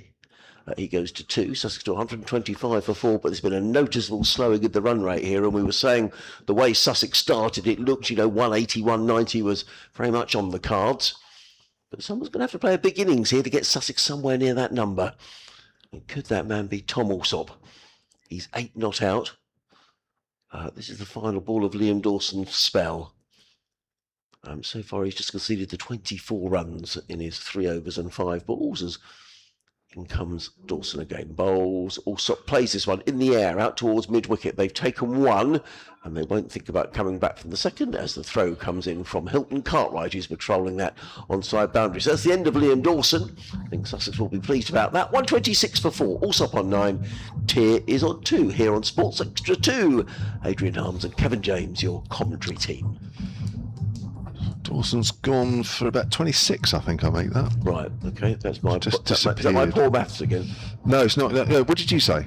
I thought I said 25. Oh, you could be. No, I think you're right, actually. Yeah, 25. Sorry. This time it's I've taken my cue from you earlier. Don't do that. 25. That's a good spell. That's what Hampshire needed there. Yeah, it was. Just get one in tied up to a certain extent, and then things start happening at the other end. Dawson's gone for what, just over 6 and over. Potgieter's 2 over 6.5 and over. But then Chris Wood's 2 overs have been going at 11s. Sonny Baker's 3 overs have gone at over 10s. Curry's 2 overs have gone at over 11s. And Fuller's 1 over at 13. So you do need a couple of bowlers to help drag that back if you're not going to be chasing big runs. Potgieter back into the attack, taking over from Sonny Baker. 3 overs, 2 for 31. Baker, his Potgieter with his Maitar medium paces, bowls to Alsop, and Alsop drives, gets a thick inside edge as that goes out towards mid-on. Looking to drive that hard down to mid-off initially. Alsop moves on to 10. Runnable 10 for him. 127 for 4. Sorry, Kevin. I mean, he was looking for 2 there, Tom Alsop, but it wasn't really on. And quick though he is between the wickets, I'm not sure he'd have got back for the second. But a bit of pressure on here for these two now, because Sussex starting to run out of overs. Only 6 overs to go. I noticed Tier hasn't played for Scotland since September last year. Right. And yet Okay. they've featured a bit, haven't they, since Yes, then? they have. Yeah. So he's obviously lost his place in the side. Yeah. Here's Potgieter to Tier. Bowls and slower ball. Tier drives in the air, but safe down towards deep mid-off. 2 bounces. Not picked up cleanly. That was quite a difficult take by Baker. Ball bouncing awkwardly in front of him. I know we mentioned the outfield, and you've already mentioned the outfield here, but I do think it's one of the best in the country, if not the best. Which is It's like a carpet. It is in beautiful condition. Unbelievable. I don't know what they do here, but whatever they do, No, it is. It's in terrific condition. sensational. I would literally cut that out and put it in my lounge. As Potgieter bowls full outside the off stump, wide called. Good take from Toby Albert, because that hardly bounced on their way through to him. And so many outfields now, Kevin, certainly at Merchant Taylor's school on Friday. I mean, it's very difficult because that's a school pitch, but you could just see everywhere's getting more and more parched. And you drive through the villages coming here to the ground, and the grounds are great. Yeah. You know, and it's only, well, it's relatively early, isn't it? I mean, we're sort of just a third of the way through July. Not just the colour, but just the way the grass is sort of neatly, That's a great shot down the ground. 1 bounce for 4, just hits the media centre wall just in front of us. That's a good, hard, clean hit, flat. Bit of width there from Potgieter. Freeing the arms was Alsop. And he moves on to 14. 133 for 4 in the 15th. Sussex having being asked to bat first here. Remember, we won't get definitive answers as to where Hampshire will be or won't be or who they're playing until later on this evening. A couple of games taking place this evening, most notably in this group, Surrey-Essex, first versus third. As Potgieter bowls, driven, that's not timed this time, goes out to mid-on. I know these two are running quickly, but not really ever going to be two there. No, it's a difficult ground in T20 cricket to come back for two. They're not the biggest boundaries. It tends to be 1 or 4. You've got to be really quick or good placement to pick up a couple of runs here. Yeah. Ideally, Hampshire need Gloucestershire to lose to Glamorgan in the Central and West group. Glamorgan 193 for 4 in the 17th. Oh, that's a good score. Here's Potgieter bowl short. He was going to duck initially, was Tier, and then he decided to have a swat, and he misses. That was almost like slow motion, wasn't it, from Potgieter? Yeah. Actually, to be fair to Tier, I think he was going to get down on one knee and try and sweep it, but then sort of tried to lift himself up and tried to hook it. Did absolutely nothing. 2 bounces through to Albert. Potgieter in again. Bowls. Oh, he gets an inside edge onto the pad there. Good running Tom Alsop, calling him through. That was a close single, but Alsop was off like a head. Yes, he's very quick between the wickets, Tom Alsop. 15 overs gone. Look at Alsop go. Yeah. Phew. I bet he wins all the 100-metre races or the big sprints here between him and the squad. Yeah, he's very quick. But him, Tom Clark, and John Simpson between the wickets, very quick as well. But 135 for 4, just the 5 overs to go. But if Sussex score 10 and over from here, that's 185. And I think that's probably minimum, really, Kevin. I think you've got to be around about 180, as I say. Sussex were well beaten by Surrey here in the last home game. 176 for 7 was never ever going to be enough. And you're looking really here at Tom Alsop as the man who could carry Sussex to a decent total. Charlie Tier, what's he, 4 off 6 deliveries. And it looks like, is this Chris Wood is going back into the attack? It is. Yeah, from the Cromwell Road end. So 5 overs to go here on Sports Extra 2 as in comes Chris Wood down the hill from the Cromwell Road end. Bowls to Charlie Tier, who hammers that one away through extra cover. That's going to be 4 runs. Well, that's a welcome boundary for Sussex. Slightly wide and overpitched, and Tier was very quick onto the front foot to hammer that one away through extra cover for 4 runs. It's angled across the right-hander. By the time it's got to Tier, it's very wide indeed. Tier goes to 8 of 7 deliveries. Sussex to 139 for 4. Changing the field, Hampshire have now posted a long off right out on the far end of the ground in front of the temporary seating. 2 other men patrolling that offside boundary as Wood wheels around and runs in and bowls, and Tier this time with a play and a miss outside of the off stump. I think he was looking to try and work that one away through backward point, but a bit of bowling by, it's wide, wasn't it? I'll tell you what. To keep. I've seen those given. Yeah, I was going to say, I think if the umpire looked at that again, he might actually give that. He might have done. He was a little wide, but he's got away with it, Chris Wood, and he's coming in again from the Cromwell Road end. Bowls to Charlie Tier, pulls that one on the leg side. That's gone all the way for a maximum. Well, that's a big blow from Charlie Tier, and that's right into the top deck of the Spenkarma Pavilion, right up where the scorers are. In fact, that might have ended up in the scorer's box. On the roof? Or possibly on the roof. I think that was on the roof. Yeah, I think if it's gone on the roof, it might have actually gone over the roof. Let's just see if they hit the roof. it. Yeah. No, it's bounced away. So a big blow from Charlie Tier, who with a 4 and a 6 in this over. He looks more comfortable against the seamers than he did against Liam Dawson.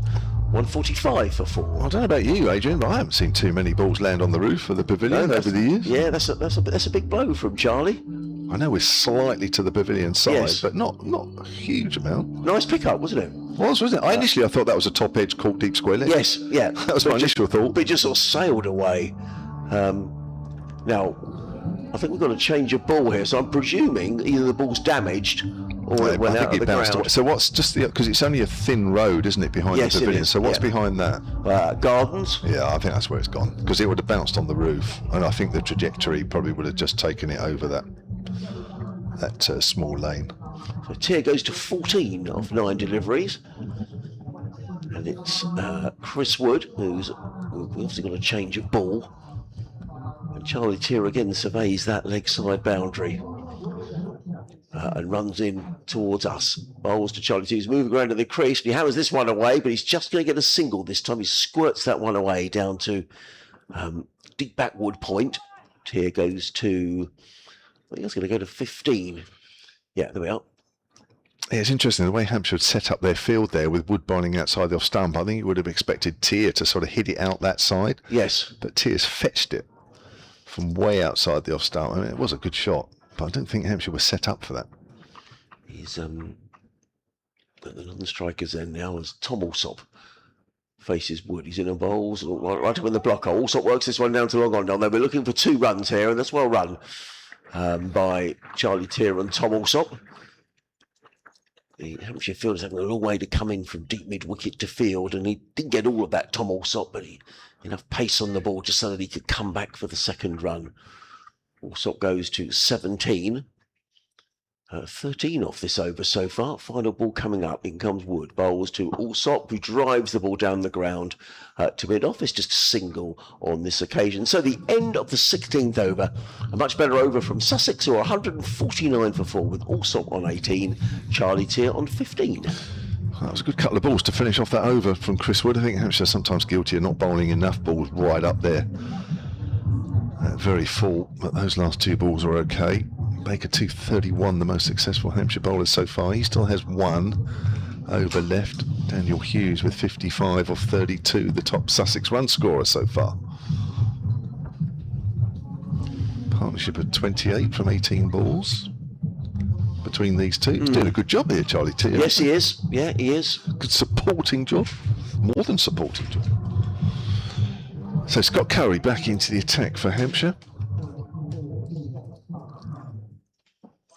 2 overs, 1 for 22. Up the hill, bowls. That's full, and it's hit out away to backward a point off the outside half of the bat there from Alsop. Moves on to 13, and that is the 150 up for Sussex. Well, they're getting themselves towards a position where they'll feel they've got a decent total. Whether it's a match-winning total, Sussex, or it remains to be seen. Yeah, these next 4 overs or so will be quite crucial. Hampshire's batting has not fired recently, as Curry is in. Slower ball, hit up in the air. That's gone miles over mid-wicket. That's a super shot there from Tier. That has gone a long way. Don't bother chasing that. That's gone over the corporates, hasn't it? It just landed. Oh, no, they just retrieved the ball. Yeah. Oh, it's gone into the corporate. Yes, it has. That's a big blow from Charlie. Might be a few more bottles of Prosecco in there. Yeah, he's heaved that away. Well, this is just what Sussex needed. Not what Hampshire needed, but that was a good pick-up from Tier. Certainly was. 156 for 4. Curry in once more.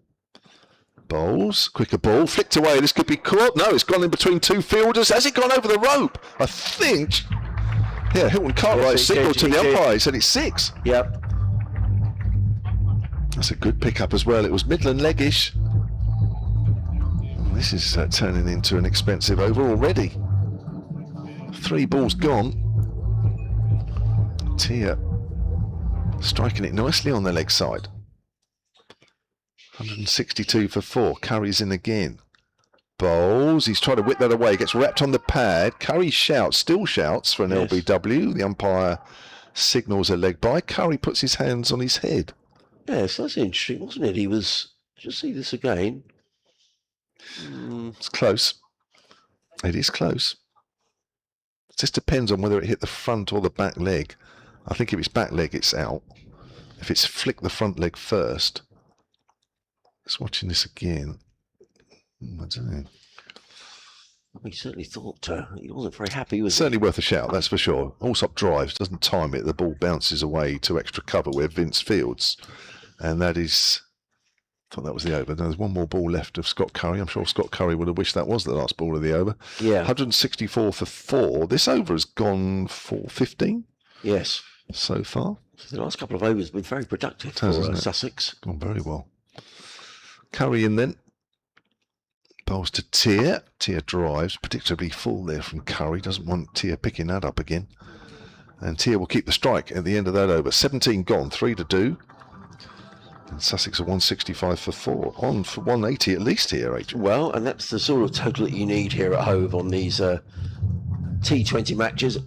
Scott Curry is not at all happy. I watched him as he walked past the umpire. He took his cap and didn't even look at him when he's walking down to his fielding position. He's not very happy. Is the tall Hampshire quick bowler. So 3 overs to go here on Sports Extra 2. Adrian Harms and Kevin James on the most glorious afternoon here at Hove. It's top v bottom of this South group. Hampshire, knowing that a win will put them in, well, it's, as Kev's been saying the whole afternoon, it's reliant on other results as to where Hampshire finish in the group, but all they can do is win and then watch results later on today to see where their quarter-final will be. They know it will be a quarter-final. It's just a case of against whom and where that will be. So... Home, please. Yeah. Is Sonny Baker back into the attack? It does look like it. Yes, it is. With 4th and last over. 3 overs, 2 for 31 for Sonny Baker. He's coming into bowl to the right-handed Charlie too. He's moved very quickly on to 28.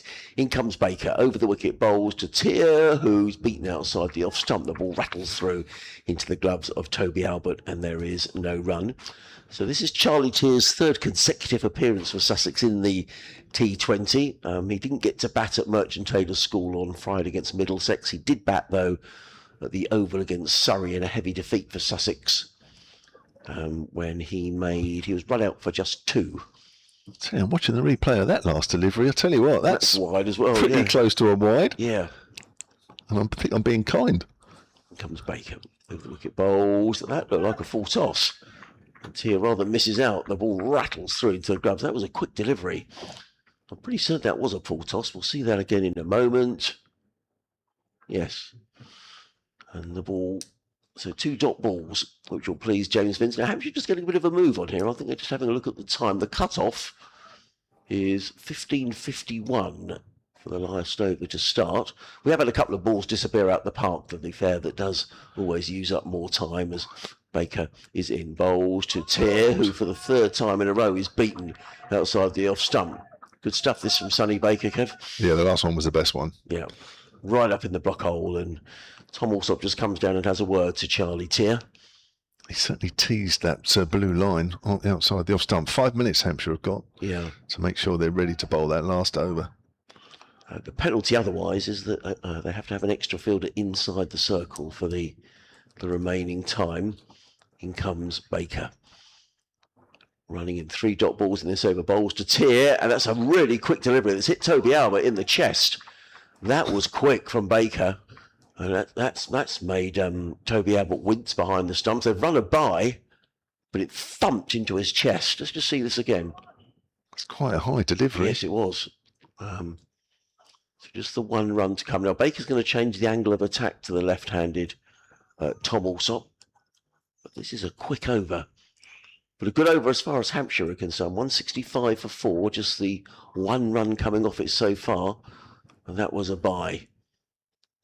As Baker comes into bowl to the left-handed Tom Alsop, who's 20 not out, in and bowls, and Alsop, well, I think he was looking to play the ramp shot, wasn't he? But I mean, that's a tough shot to play against someone of the pace of Baker. In the end, he's ended up playing the ball back down the offside of the track, and it's a dot ball. So it's not too often. In fact, that single was given as a run to Charlie too. So did he? He got a little tickle on it. Yeah. Just the 1 run coming off the over so far. 1 ball remaining. Yeah, just a little deviation. The problem for Toby Albert was the ball just bouncing in front of him. Yes. Baker races in, bowls to Alsop, who pulls on his leg, so that's going to go for 6. Oh, I hope, all right, they were watching the ball with that corporate area way to our right hand, so that'd been a good over from Sonny Baker before then, but it was much too short. And the pace of delivery just helped away by Tom Alsop, down over fine leg, 6 runs. Nice shot by the former Hampshire man. He goes to, I'm sure he already had 20 actually. Let's just wait for that to update. 172 for 4, with Tia on 29 and Tom Alsop on 26. So this is going on 9.56 and over. We said 180 was minimum really. It looks like Sussex ought to get there, and they'll be hoping for a few more as well. It was good over until that last ball. I think he may just have thought that Alsop was going to walk away to the leg side again, because it was very leg sideish, that last delivery. And that brought up the 50 partnership between these two as well. Right, here's Scott Curry with the penultimate over, and that's driven in the air, fallen just short of backward a point. Tier will pick up a single. Yeah, I think that was just short, wasn't it? See this again. Looks like half volley, doesn't it? Difficult to see. They show the cut-off time. Yeah, it's now 15:52. So they've just changed it slightly. Yeah. Umpires are being nice. Yeah. So that's about 3 minutes. So they've still got to get through this over pretty quick. Of course, left and right-handed combination out there is not going to help, as Curry bowls to the left-hander Alsop this time. Full outside the off stump. Has a waft and misses. Again, it's bounced just in front of Toby Albert. It's not been easy. No, it's not. On a few occasions for him. Again, that's teasing that blue line outside off stump. Yes. It's right on the maximum permitted width, I should think, that one. Yeah, he just had a little look at the umpire, didn't he, Tom Alsop? Yeah, he would do as a batter. Here's Curry. Bowls full outside the off stump again. That's good bowling. Quicker ball. Very difficult to get that away. It's good bowling here from Hampshire. Again, that's probably just inside the blue line, but only just. Got to be really accurate doing this. Yeah, wow. Right on the line, pretty much. 173 for 4. 9 balls remain. What's Alsop going to do here? Curry again. Full. It's Ratcham on the pad. This time he does give the LBW. Alsop goes for 26. It's 173 for 5. Yeah. Well, he had a big appeal in the previous over against Charlie Tier that was turned down, but that did look fair out. Let's see that again. Yeah, I don't think there's much doubt about that. That's umpire. Is that umpire Lloyd at this end? Yeah. They do look of sort of similar stature, these two. And the figure goes up. Now, the umpires are looking at their watches.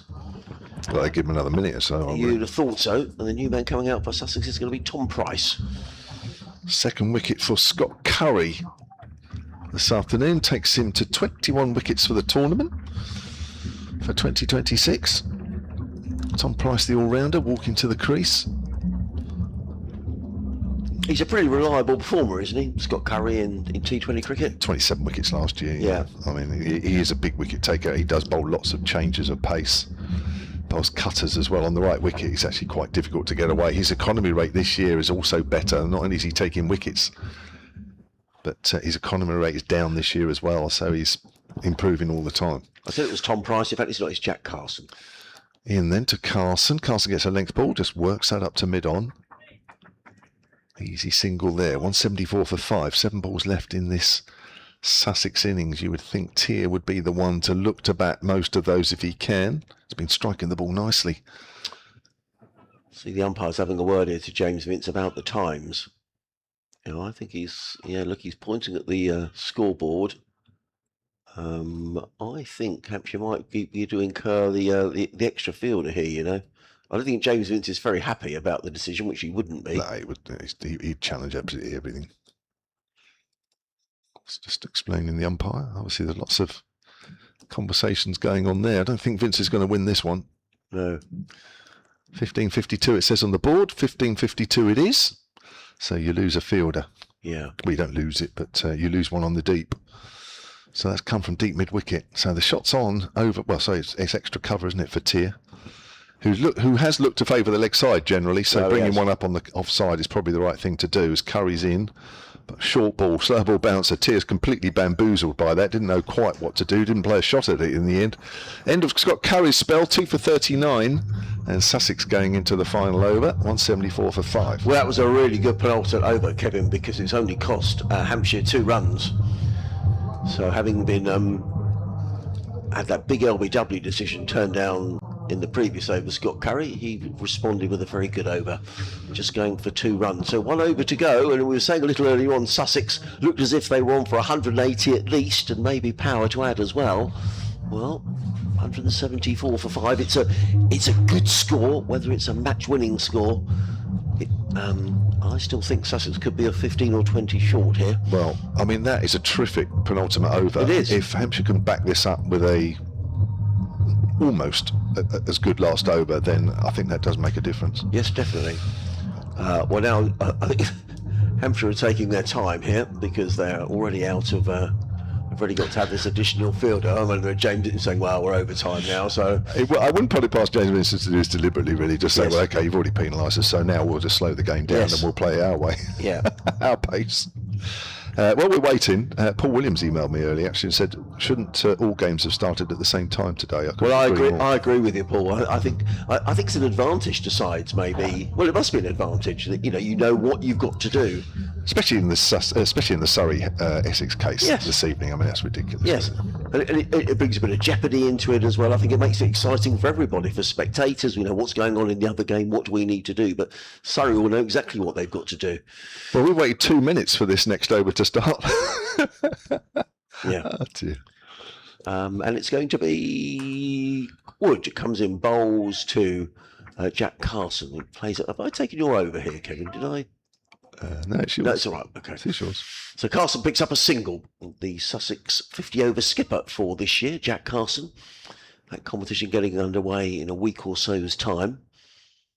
These two sides will do battle here at Hove later on in that competition. Charlie Tier, who's hit a couple of big sixes in this innings of 30 of 20 deliveries. He waits for Wood, who's running in down the hill from the Cromwell Road end to bowl to the Sussex right-handers in and bowls, and slightly wide outside the off stump. Tier works that one down to long off. They're taking one. They'll think about coming back for two. The throw comes in. Well, ultimately it was a good bit of fielding. They threw to the right end to the wicket keeper where Charlie Tier was racing back. But it's a couple more to Tier. He goes to 32, 177 for 5, and 4 balls remaining in this Sussex innings. Wood back to his mark. Hampshire having to have those 5 fielders inside the circle. Wood in, bowls, and Tier. Well, that's ambitious. Tries the ramp, and the ball goes through to. They haven't really found an Keeper answer Albert. to these 4 deliveries way outside off stump. No, I just wonder, it's very easy to say, I guess if Charlie Tier ramps that for 4, we all say great shot, but I just wonder sometimes whether you're better off playing authentic shots, because with the authentic shots, he's batted very well, Charlie Tier. He's 32 not out. Waits as in comes Wood, bowls, and Tier has to reach for that one. He's squirted it down to third man. Curry did well, actually. The throw comes in, and Tier is back for the second. Good running between the wickets. Just for a moment, Curry fielding the ball looked as if it might just get through his grasp and run away to the. I think it was an awkward bounce, actually, down the slope. So Tier goes to 34 off 23 deliveries. 179 for 4, 2 balls remaining in the innings. There's someone down below us on a phone, right by our effects mic. He's about to bring out the big inflatable apple. So let's hope he doesn't. He's on the phone. Let's hope he's not distracting your listening. I hope he doesn't give his cricket card details Yeah, out. totally. Yeah. In comes Wood, bowls, and pulled away by Tier, and that's gone away for another 6. It was a full toss. And Tier's just helped it on its way over backward square leg for 6 runs, and that's his third 6 to Charlie Tier. It's just attacked the leg stump all of a sudden there. Chris Wood. Yeah. So 1 ball to go. In fact, it's his 4th 6, Charlie Tier. I apologise. So final ball of the innings. As in comes Wood. Bowls, and Tier is beaten outside the off stump. Albert rolls the ball towards the stumps, and Sussex do scamper through for a bye. So at the end of Sussex's 20 overs, 186 for 6 is the final score. Charlie Tier finishing 40 not out, including 4 sixes. Well, that's a competitive score here at Hove on a quick outfield with shortish boundaries. I would have said that sort of minimum requirement. Whether it's a winning total remains to be seen, Kevin. Well, it's 51 off the last 5 overs. Yeah. And there was a couple of sixes in that as well. I think Hampshire probably say, do you know what, that's not too bad. It could have been far worse. I thought Charlie Tier played really well there. I think the 4 deliveries outside the off stump actually did present Sussex with a little bit of a problem there. They might have hoped to have got maybe another 15 or so more if they'd worked out how to play that. But yeah, that's a competitive score. There's no doubt about that. You could say it's par however you want to describe that. But that's around about, I think, what Sussex would have taken. In the end, I think it could have been a couple more. Yeah, and actually, what will please Sussex is that so often in this competition they've got off to good starts and have rather lost their way. And today they were 82 for 1 when Daniel Hughes got out for 55. But the middle order, backed them up today with George Thomas making 28, Jack Leading 19, Tom Alsop making 26, and that little cameo from Charlie Tier at the end. 40 of 25 balls for the Sussex wicketkeeper, just getting Sussex up towards a decent total. Yeah, 2 wickets for Sonny Baker, 2 wickets for Scott Curry, and 1 for Delano Potgieter. We're going to take a break, and when we come back here at Hove, we'll bring you live commentary of the Hampshire reply.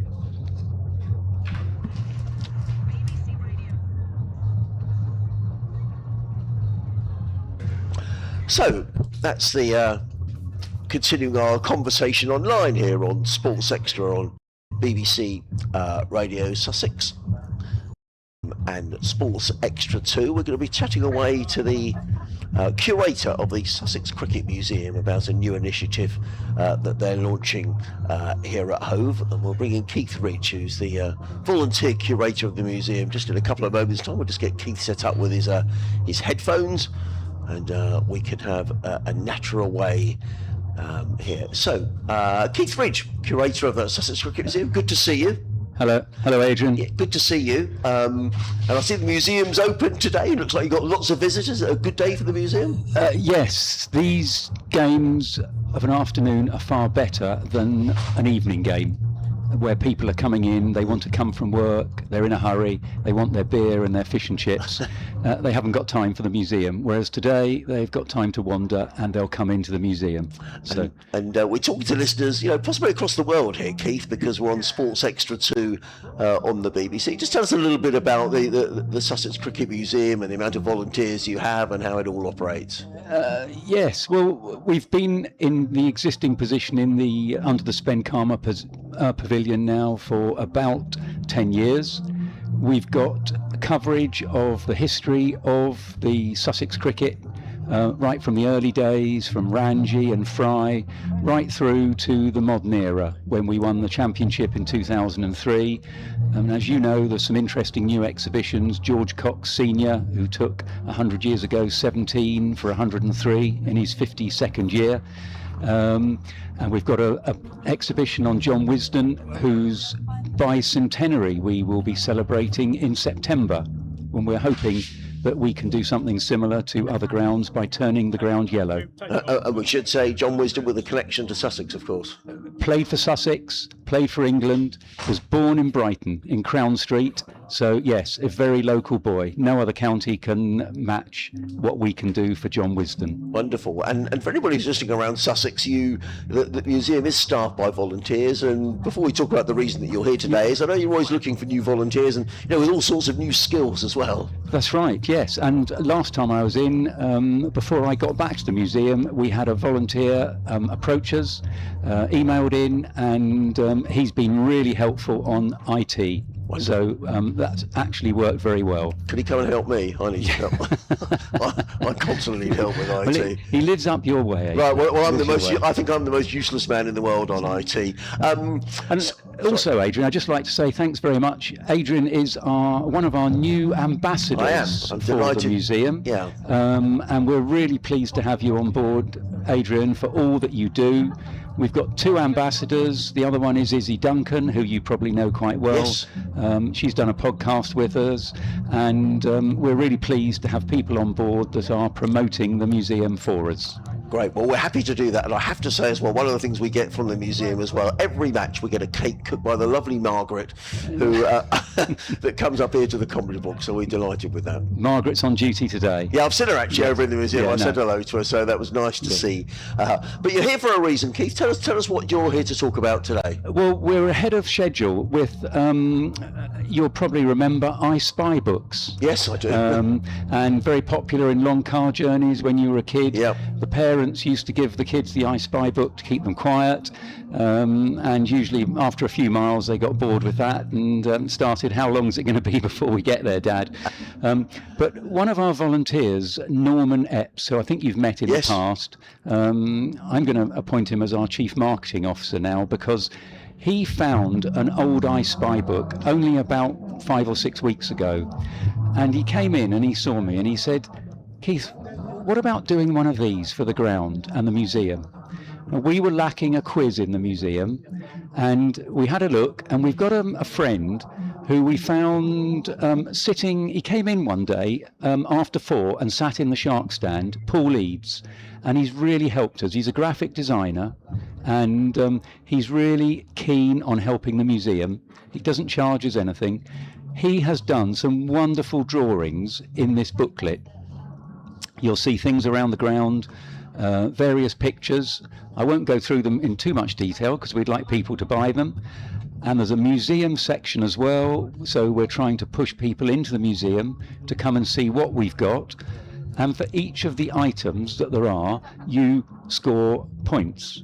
So the idea of this is search, identify and score for the Sussex Cricket Museum and score a century at Hove, which probably you and I won't be able to do any other way than doing shark eyes. Yeah. Kevin James might have done, but not you and I, Keith. No, That's no. not to undermine our cricket. So these books are available. Just tell us how people get them and how much they cost. They're available today. They're in the club shop. They're in the museum. I located myself, as you know, by the face painting lady. Yes. She's done a pretty good job. Oh yeah, I noticed that. Yeah, brilliant, Keith. What have you got painted on there? It's shark eye. Oh, excellent. Okay, so it's the shark eye on there. Wonderful. We're hoping we're not breaking any copyright, calling it Shark Eye. Sure.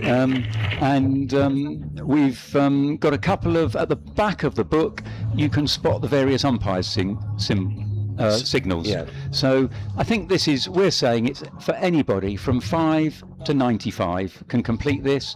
We give a free pencil with each one, so there's no excuse.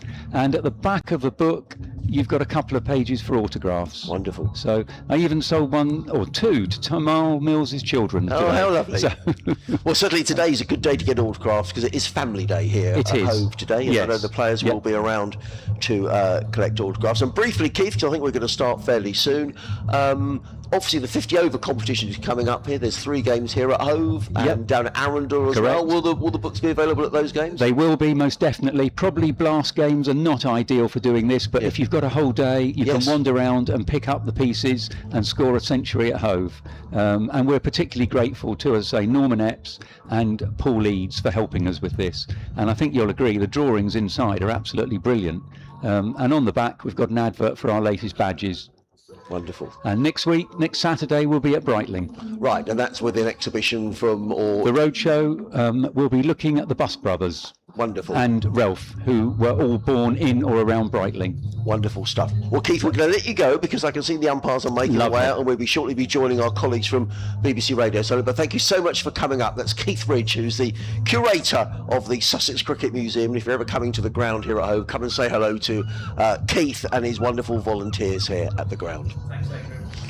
So there we are, Keith Ridge and Kevin James will be back with us in just a couple of moments' time. I can see the Sussex players have come out of the pavilion. The umpires are making their way out to the middle with Hampshire needing 187 to win, a win that would take them temporarily at least top of the South Group of the T20 South Group. And we'll be joining our colleagues on Sports Extra 2 and BBC Radio Solent in just a few moments' time as the openers for Hampshire make their way out. Toby Albert and James Vince, followed by the Sussex field. Sussex making 186 for 5. Daniel Hughes top scoring with 55. Charlie Tear making 40. As Vince comes out to the middle with Toby Albert. Don't get much time to sort of catch your breath in these T20 matches, and some of the spectators have sort of made their way off to get ice creams and drinks and the like, and slowly making their way back into the ground. It looks like it's going to be Sean Hunt who is going to open the bowling for Sussex from the C end of the ground. And he's going to be bowling the first ball to Toby Albert. So I guess the thing for Hampshire is here, Kevin, at least they know what they've got to do, Hampshire. Well, that's right. Yeah. I guess that's the whole reason of winning the toss and decided to chase. They can pace it better. They've basically got to win. So I think, that's what it's all about, Yes. rather than trying to set a score. They weren't good at that on Friday at Chelmsford. I only said Chelsea. Chelmsford's nothing like Chelsea. I saw a cricket match at Chelsea once, actually. Sean Hunt runs away from us, comes in the bowls to Toby Albert, and Albert defends onto the onside, and there is no run. Yeah, it was in England v West Indies at Stamford Bridge, way back in the day. They put a wicket in the middle of the ground, and off they went. So first ball of the reply is a dot ball. Yeah, I get it's a good point you make, actually, because from a Hampshire point of view, they've already qualified for the quarterfinals. It's just a case of where they finish. So there's nothing to be gained here by fiddling around. They might as well just go for it. In the past, they've needed to chase a score Yes. down in so many overs to make sure there's nothing like that now. They just need to win. They need to keep an eye on the run rate, though. Hunting bowls to Albert, who pulls this delivery away for 4 runs. Stirring down the leg side with Sean Hunt, and just tucked inside the line to Toby Albert and cut it away and pulled it away for 4 runs. Nice shot. Yeah, that's a freebie, isn't Yeah, it? it is. Left arm over on the line of leg stump, just short of a length. Just help that away for 4. Nice easy way to ease you into the game. Yeah. So 4 without loss are the Hawks, needing 187 to win. There's a slip in place. Looks like Jack leaning there on slip duties. As in comes Hunt and bowls, and forward comes Albert and just plays that deliberately into the offside and picks up a single as Tom also has to trot round from cover to field. So he goes to 5. That is the Hampshire total, brings James Vince on to strike. Just over 300 runs in this year's competition from 10 innings. 155 runs per 100 balls his strike rate, which is more than his career, which is 136. So he has been scoring even quicker this season in T20 cricket. And he's just waiting as James Vince. Tamel Mills is warming up at mid-off. I wonder if he'll bowl the second over. We shall see. In comes Hunt and bowls, and Vince plays that one to backward point, fielded there by that's Tom Price. No, that was Jack Leaning. Oh, sorry, the slipper's gone. Jack Carson actually is warming up at backward point, which suggests he may be going to open the bowling. He opened the bowling with his off spin at the game against Middlesex on Friday, so perhaps they're going to do similarly here. As Hunt wheels around, 2 balls remaining in this opening over. Over the wicket in and bowls, and Vince plays this firmly into the cup. It's fielded there by Alsop, and it's another dot ball. So Sean Hunt recovering from that loose delivery down the leg side. Just 5 off the over so far here on Sports Extra 2 on a glorious day down on the south coast, albeit a little breezy as Sean Hunt wheels around in front of us, runs up the hill to bowl to James Vince. He's in and bowls, and Vince short, pulled away, 4 runs, poor delivery. Too short from Sean Hunt, and James Vince just tucked inside the line and pulled the ball away. That spoiled what was a decent opening over from Sean Hunt, but that was too short. Vince just stood up and just eased the ball over mid-wicket for 4 runs. So he goes to 4, and the Hampshire Hawks at the end of the opening over are 9 without loss. Yeah, there's never any margin for errors in the power play overs with only 2 players out on the boundary. You've got to pick where those fielders are and kind of just try and bowl so that if you do get hit, it's going to one of those 2, but very, very difficult indeed. So Tamel Mills, one of the more experienced men out there in T20 cricket. Yes. 340 wickets career, T20. Let's hope he doesn't add too many to that today as he comes down the hill here and bowls and short. Oh, he's flicked it up in the air. This could be a caught and bowled, and he's gone. Toby Albert trying to work that away on the onside, just closed the face of the bat a little bit too quick, and it ballooned up in the air. I don't think Mills could quite believe just how much time he had. He was already had the forward momentum on his follow through. Just jogged into that catch, a simple one, and Albert goes. And Hampshire have already lost a wicket in the second over.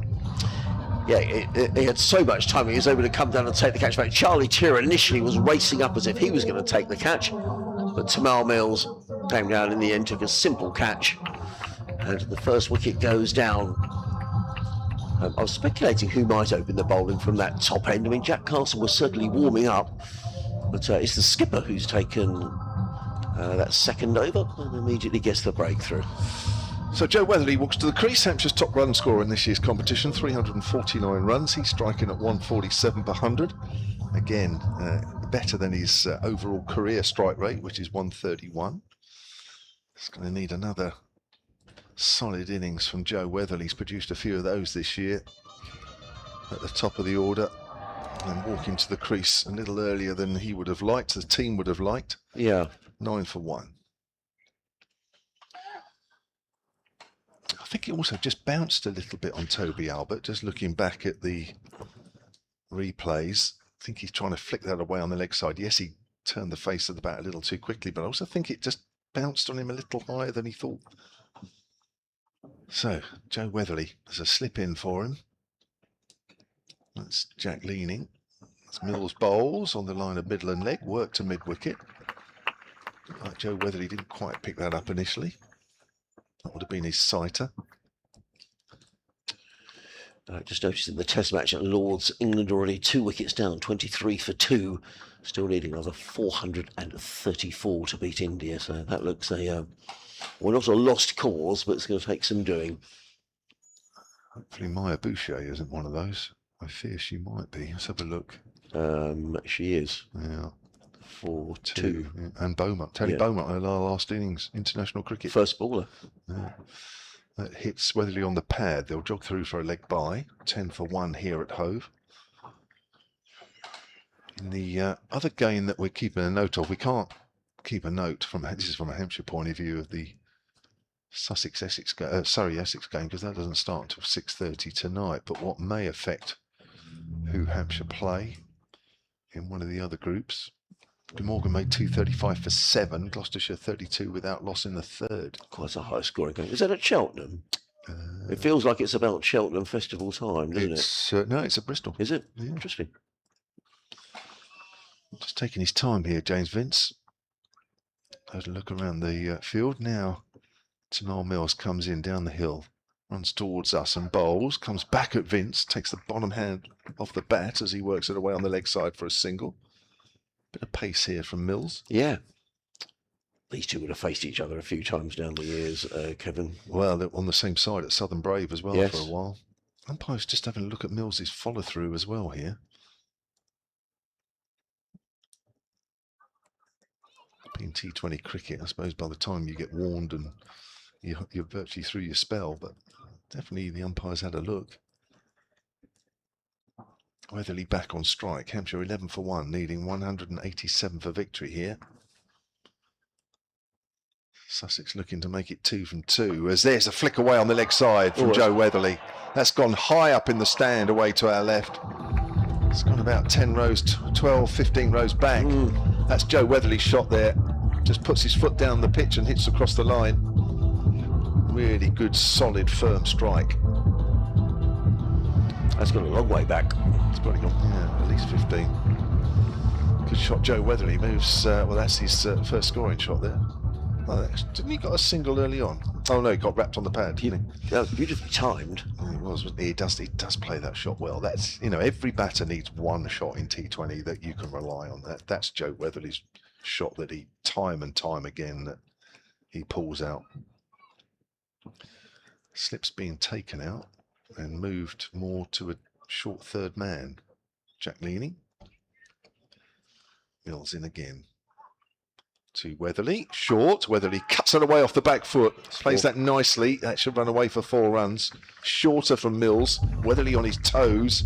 It was aerial. It was difficult to get right on top of the bounce, but he found the gap nevertheless. End of the over. And Hampshire 21 for 1. Yeah, nice. In the end, a good way to finish the over. But it was a tight over from Jamal Mills. He'd picked up that wicket of Toby Albert with the Corton bowled. But elsewhere, the over cost 12 runs. At the end of the second over, Sussex was 17 for 1. So Hampshire with their noses in front in the early stages of this run chase, needing 187 to win. It's going to need a major contribution from somebody, or certainly 2 telling contributions at least. So James Vince takes guard. He's going to be facing Sean Hunt. Sussex opening with two left armers as in comes Hunt running up the hill. Comes in and bowls to Vince, who stands tall and eases that one away through the covers. There's a fielder on the cover boundary who is Harrison Ward. Gets in the throw to Charlie Tier. Total goes to 22 for 1.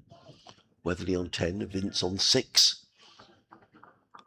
The two fielders outside the 30-yard circle. There's a fielder on the cover boundary. There's also a fielder at deep square leg as well. There's Hunt back to his mark. And Joe Weatherly, 10 not out, gets ready to face. Hunt on his way.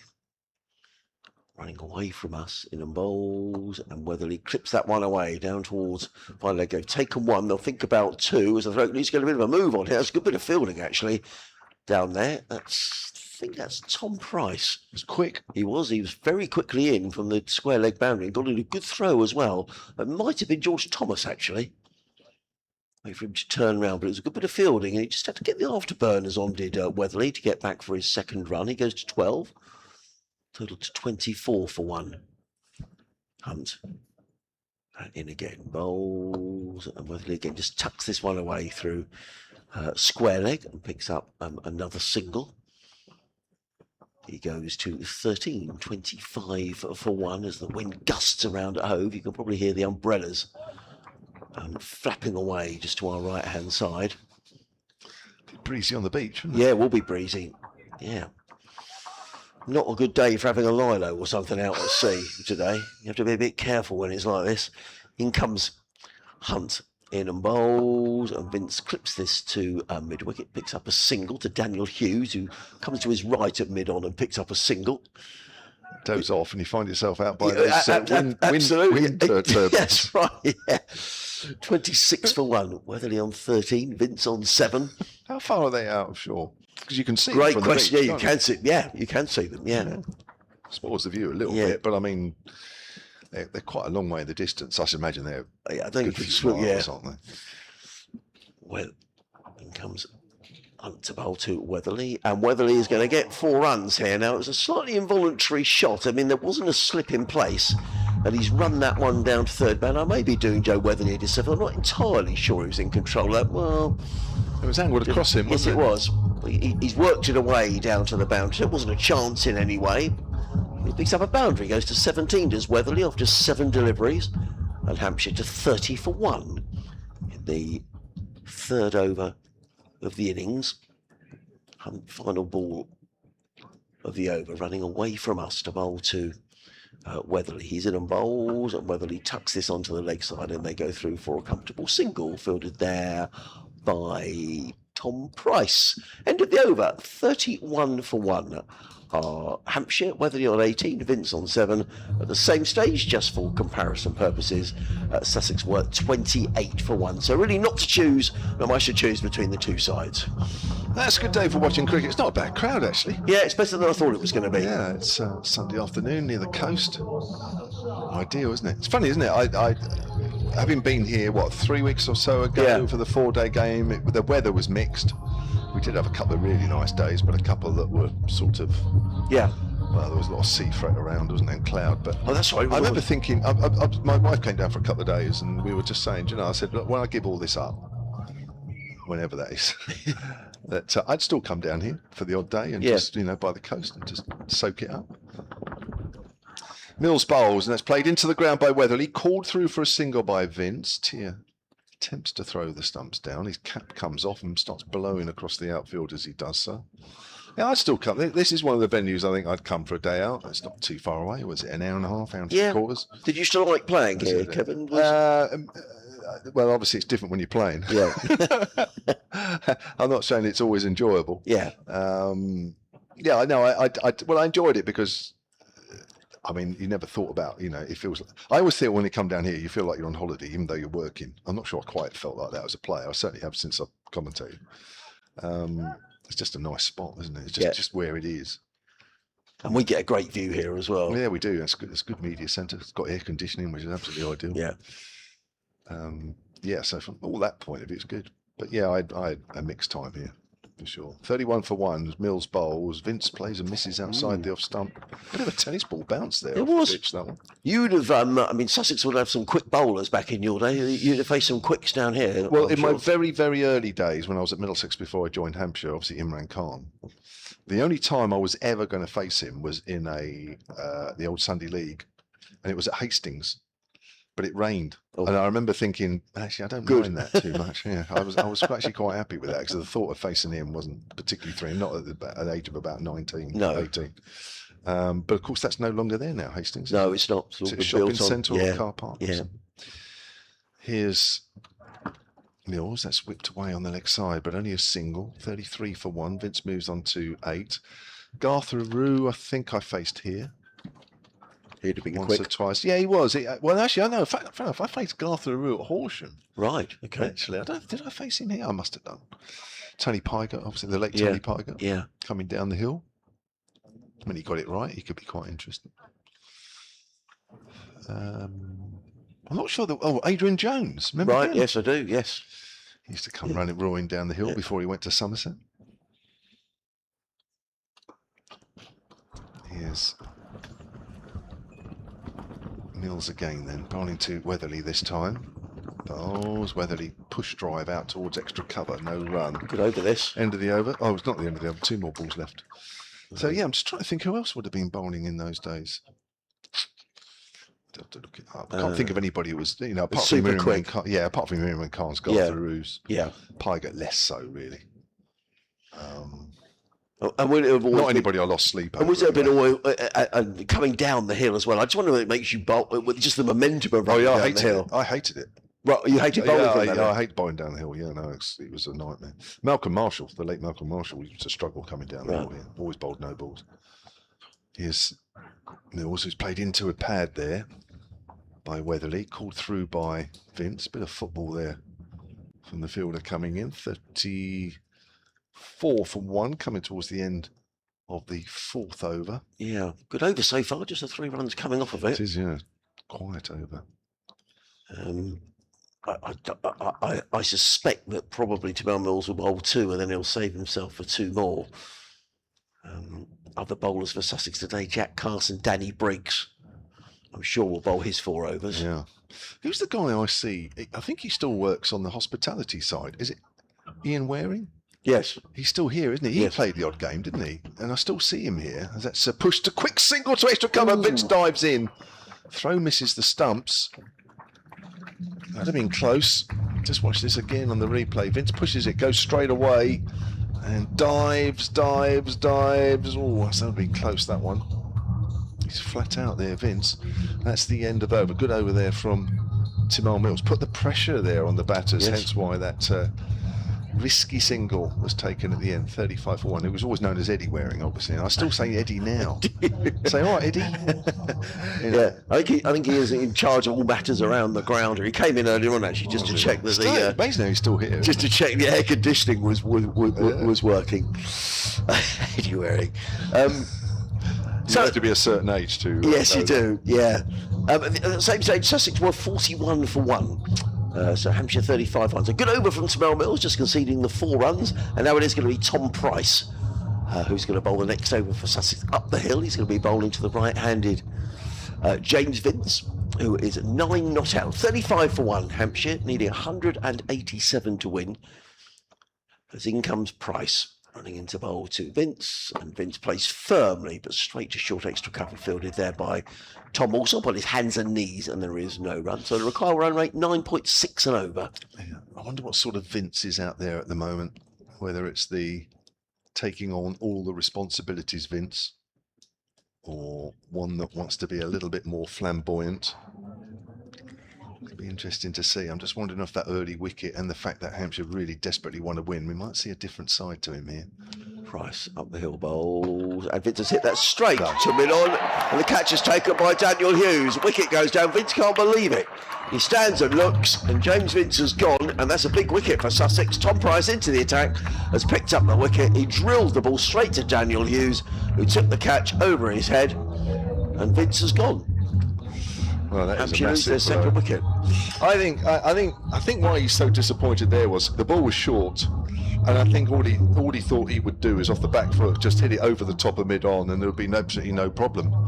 But he hasn't quite got hold of it, and in the end, he's hit it to Hughes about what, head height, maybe just above head height. Yeah. I think that's why he stood there. I think he just thinks that, hang on a minute, there's absolutely no way in the world I shouldn't have hit that just over the top. I mean, he's played it a proper shot off the back foot, but just rather than play it along the ground, he's decided to loft it over mid on. But it looks a soft dismissal. Yeah, it was. He picked out Daniel Hughes, who was right on the edge of the 30-yard circle. So this brings in Liam Dawson, who had a very good game, as Kevin was saying, down at Utility Bowl earlier on this season, a game that Hampshire won by 31 runs, and always seems to do well against Sussex. Could do with it today. And Hampshire will be hoping it is going to be the same today. Looks to me like Danny Briggs is warming up at backward point, so I wonder whether Briggs is going to hold the final over of the power play. We shall see. But it is going to be Tom Price in the meantime, who's waiting as Dawson settles over his back and Price is in from the C end of the ground. Bowls to Liam Dawson, who comes down and has a big yahoo at that. The ball goes to on the bounce to Charlie Tier, and there is no run. Unfortunately, that's bounced a little bit. I mean, he's trying to hit a good length ball there across the line. That's gone over the top of the Yes, stumps. it has. That very nearly bowled him. I think he's bowled some little cutters there, Price.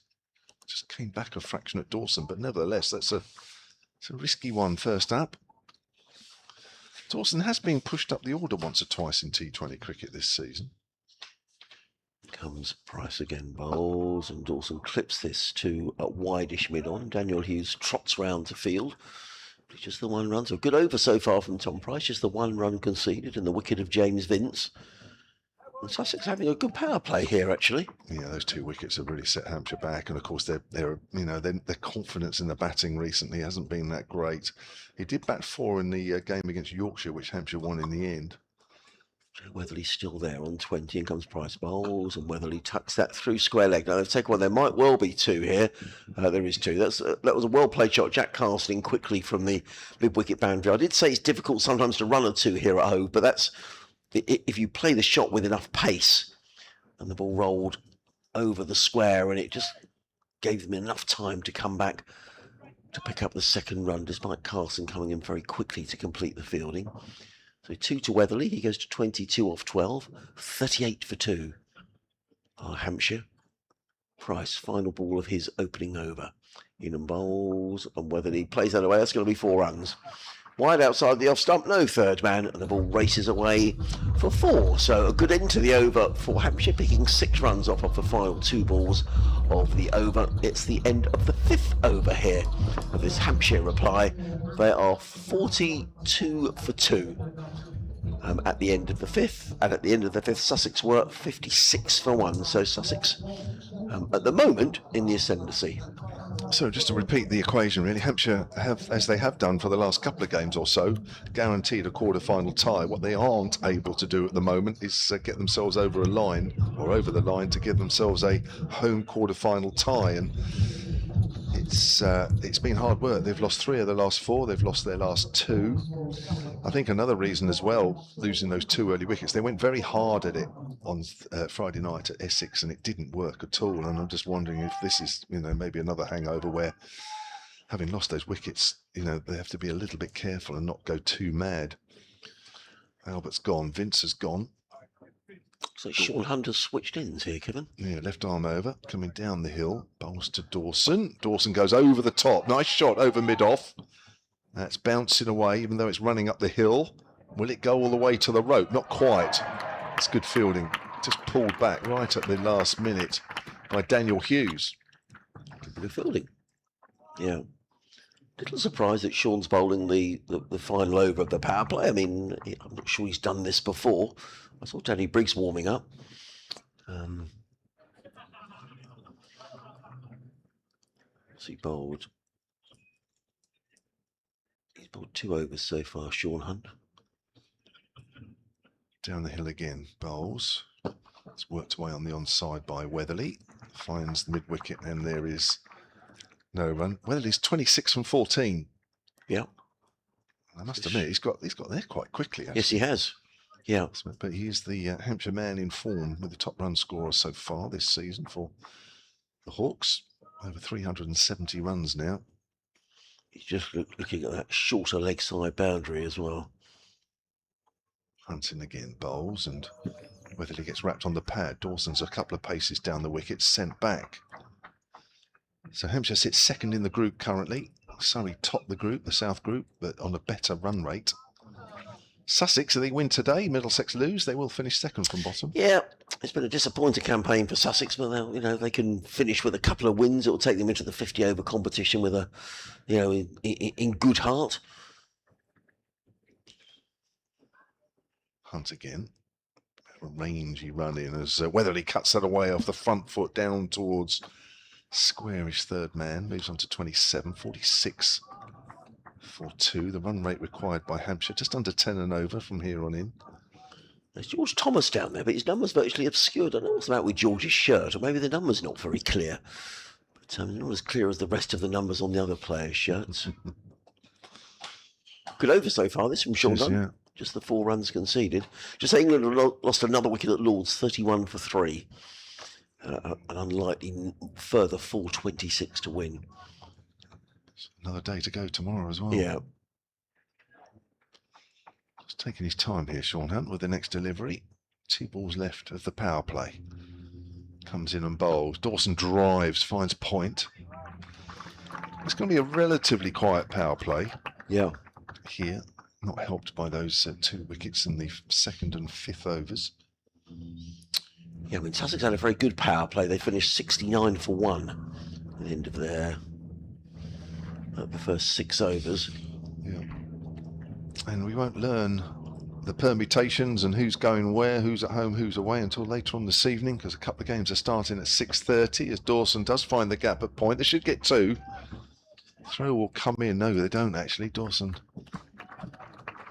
was sent back there again by Weatherly. So a good power play really for the home side. Hampshire 47 for 2. As their form has slid away somewhat from the 6 victories in a row after the first defeat down at Somerset, which put them in a terrific position in the South group. But Surrey, particularly with their turnaround in form, and Essex also a turnaround in form, putting pressure on Hampshire here. And Hampshire may find themselves ending up being one of the 2 best third place sides in the group that go through, and there will certainly be a way. Well, Sean Hunt, very respectable over from Sean. I've not seen him bowl a final over a power play before, but his 3 overs have only cost 24 runs, which I think he'd have settled for. Danny Briggs into the attack for Sussex, coming into bowl to Liam Dawson. Short, pulled away by Dawson down to long on, fielded just down below us by Jack Leaning, who's quickly off the long on rope to field. 1 more to Dawson. He goes to 6, 48 for 2 in the 7th over here on Sports Extra 2. Adrian Harms, Kevin James on commentary duties on a glorious afternoon. Dawson in bowls, and whether he just clips this onto the onside and picks up a single. George Thomas trots in from deep mid-wicket to field. 1 more to the total. So we've got the competition's highest wicket taker on now. Yes. 280 wickets. Yeah, back to Sussex from Warwickshire during the winter months. Danny Briggs around the wicket, bowls and heaved away. Is he going to get caught? He should get caught. George Thomas is underneath it and he takes the catch. And that's the end of Liam Dawson. And Danny Briggs picks up a wicket in his opening over. Looking to pull that one away on the leg side. He's looking at the bottom of his bat, is Liam Dawson, as he makes his way off. Thomas takes the catch. A 3rd wicket goes down. And Sussex, certainly at this stage, have got the upper hand. Dawson goes 4. It was a good catch actually by Thomas. He came racing in from that mid-wicket boundary, took the catch, and Dawson has gone for 6, and Hampshire 49 for 3. That's wicket number 281 now for Danny Briggs. 51 wickets ahead of Samit Patel. He's currently second on the all-time list. I say currently second because he's no longer playing, but I'm sure there's 1 or 2 others that might overtake that. Chris Wood, Hampshire is only 3 behind Patel currently. Didn't pick up a wicket today, Chris Wood. So, oh dear, Hampshire's batting woes just continuing somewhat.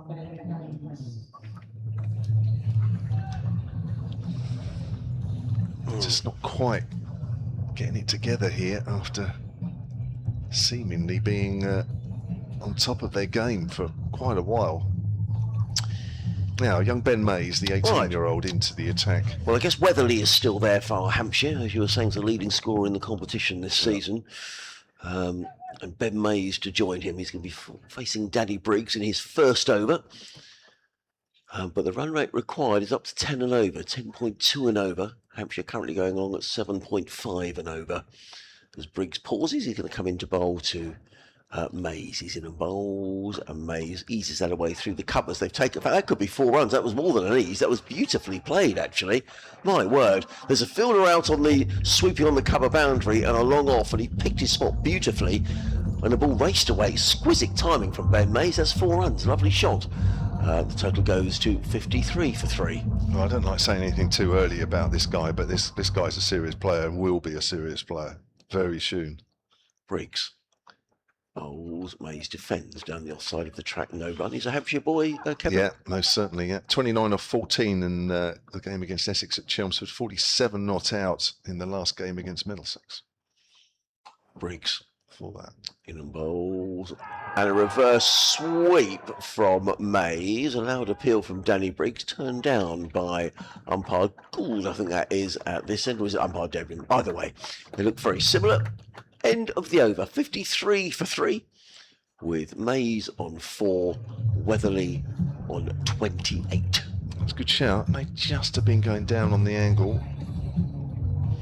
At the same stage, Sussex was 77 for 1, with Daniel Hughes was going along very nicely at that stage. So suddenly Sussex in the ascendancy at the moment, and we're going to get spin from both ends. We're going to get a bit of off spin from Jack Carson.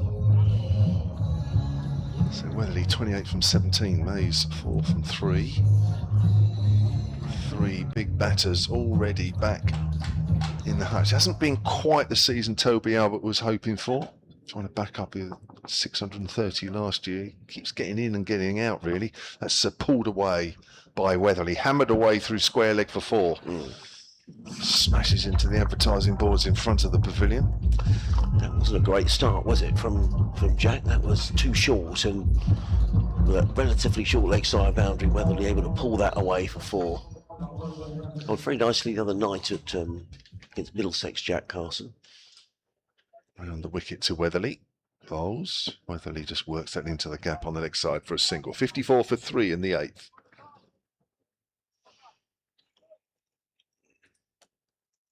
So he picked up, what, 3 wickets in his 5 games to date? Yes, I mean, he hasn't played a lot, Jack Carson, in the T20 this year. I guess if they're looking to bowl as just the one spinner, he'd have 2 spinners. Briggs always plays, but James Coles would generally play. Staying around the wicket to Mays, who pulls that away on the leg side. Good stop at short fine leg to Mal Mills. Single to Mays. Takes him on to 5, and Hampshire on to 59 for 3. Lots of work here to do for Hampshire if they're to arrest this bit of a slump in form. Still need 128 here as Weatherly hits one on the leg side. Big gaps on the leg side, always a single, which Sussex won't mind. No. Especially needing 10 and over from here on in. End of the over. Now, somebody's having a word with the umpires here. What are they having a chat about? A lot of these Sussex players now are speaking to the umpires. What's happened? Are they asking for a wicket here? They think there's a wicket. What was that about? They're all surrounding the umpire. Let's just watch this again. Was the umpire coming to... Weatherly... Oh, he's knocked the bail off. Weatherly's knocked the bail off. Yeah, Charlie Cheer's saying he's knocked the bail off. Just watching Weatherly here. He's right back on the back foot. I think his back foot slides as he plays that away on the leg side and the off bail comes off. I think he's got to go. I think he has to go. Yeah, he has. Yeah, Weatherly makes his way off. Just a slight slide on his back foot as he was working that away on the leg side. Just enough to take the bail away from the stumps. Oh dear, look at that. So Jonas hit wicket. Yeah. Oh dear, it's all going wrong. I don't know why the Sussex fielders were all around the umpire, weren't they? Let's just watch this again. Yeah, they're all pointing to the stumps. don't think it's the wind that's knocked it off. I know it's windy. Yeah. Yeah, Jack Carson's saying that the bail's off. Well, I haven't seen that for a long time. So yeah, another wicket goes down, and Hampshire in a spot of bother here. There's still the lights of Cartwright to come, so it's not. Gator looks like he's the next man in. Gator, yeah. Yeah. Well, you're asking a lot of these players now. 4 batters have been and gone. Albert for 5, Vince for 9, Dawson for 6, and now Weatherly, who was playing nicely for his 34 from 20 with 4 fours and a 6, and now you've got 2 relatively new players at the crease. Is it me or is it you, Kev? Can't I think it's remember. you. Carson bowls, Potgieter off the mark on the leg side. May look for 2 here. Oh, this is dangerous. Mays has to hurry, I think he's home. I think Jack Carson, I think the throw came in and Carson had to rather fetch the ball, didn't he? I think he took it cleanly. But he did have to get a move on there. Just see this again. So it was a risky 2. I think Jack probably could have got behind the stumps. I think he's annoyed with himself because he had to take the ball then fetch it towards the stumps. Bowls again. Potgieter's caught behind, and he's gone now. And it is once more a procession of Hampshire batters as Potgieter goes. Hampshire are 61 for 5. Well, 2 wickets going down in the over. Jack Carson picking up the wicket. Is that the end of the over? Yes, it is the end of the over. Well, if Hampshire are going to do this, they're going to have to rely on the lower order. I mean, there's still batting down there, isn't there, with the likes of Fuller and Cartwright to come. It's a tall order from here. He's given himself an awful lot of room there, Potgieter, trying to play that away on the offside square. It's falling away to the leg.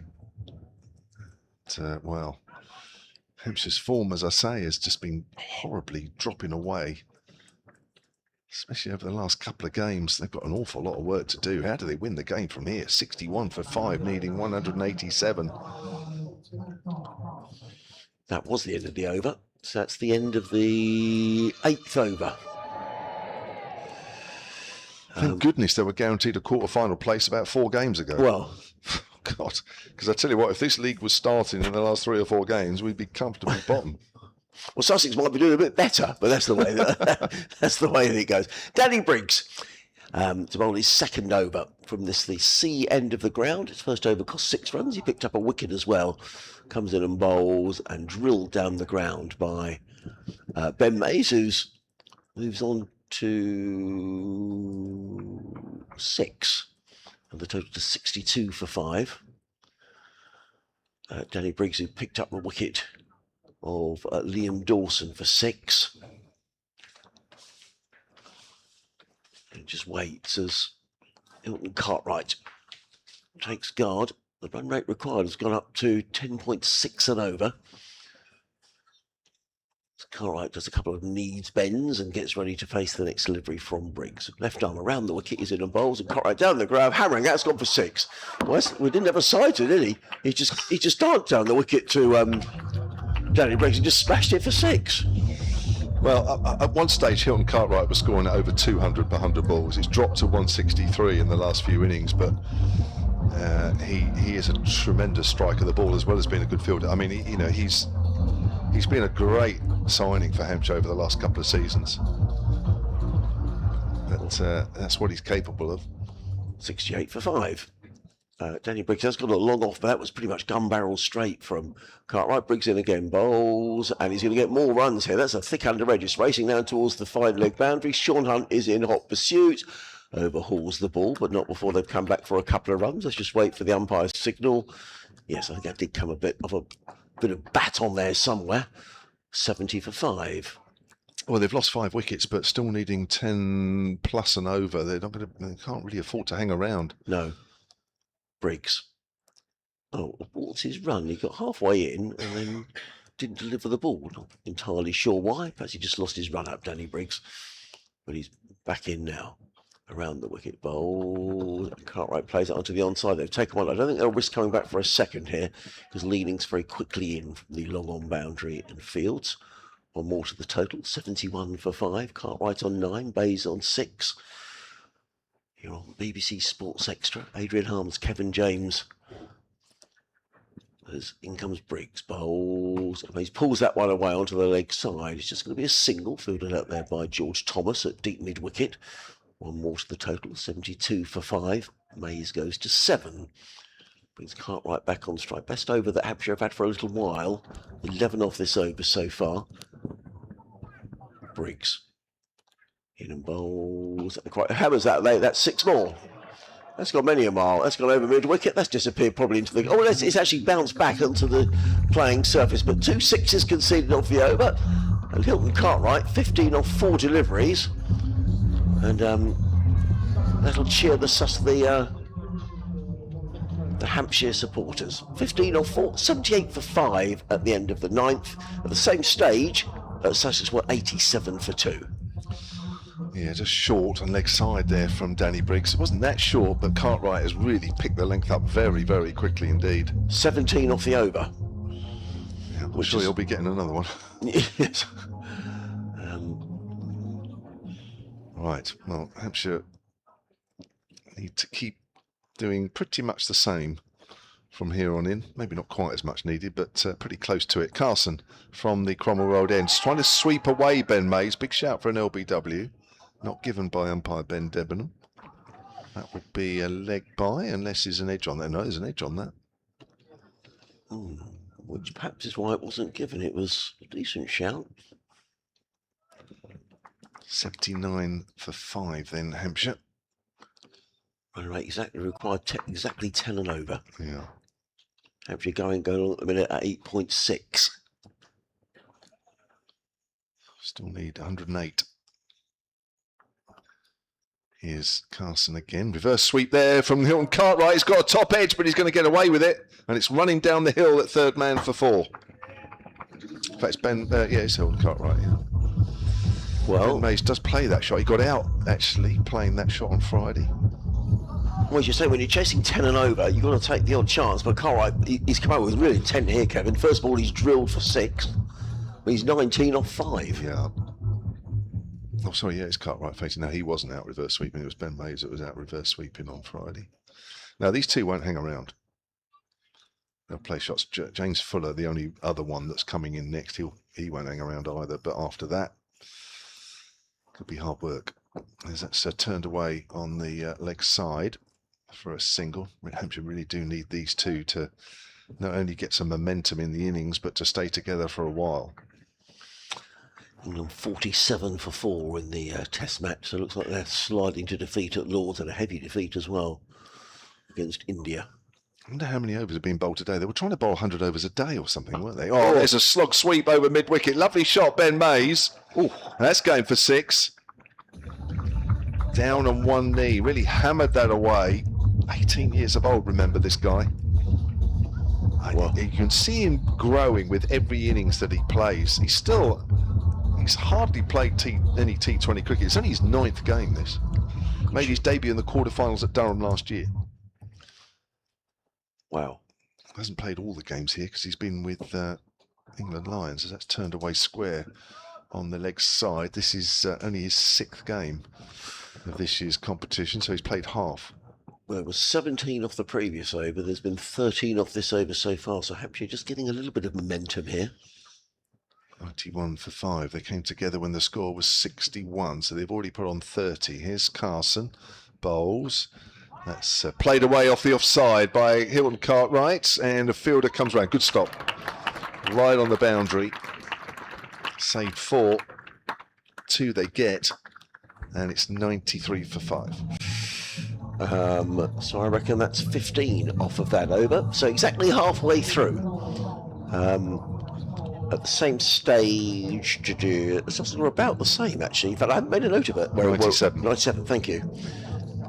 For 2 at that stage. So it's pretty much nip and tuck now, but of course, Hampshire have lost 3 more wickets.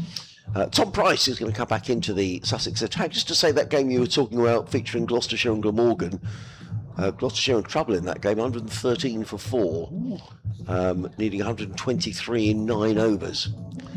So that could affect the way that things work out in terms of who goes to play where in the quarterfinals of the Blast.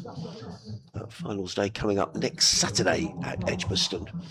So Tom Price into the attack from the C end of the ground, in and bowls to Mays, who's clipping that down the ground to mid-on, fielded by Vince. I didn't realise that Mays was only 18 years of age. My word! Just to see the way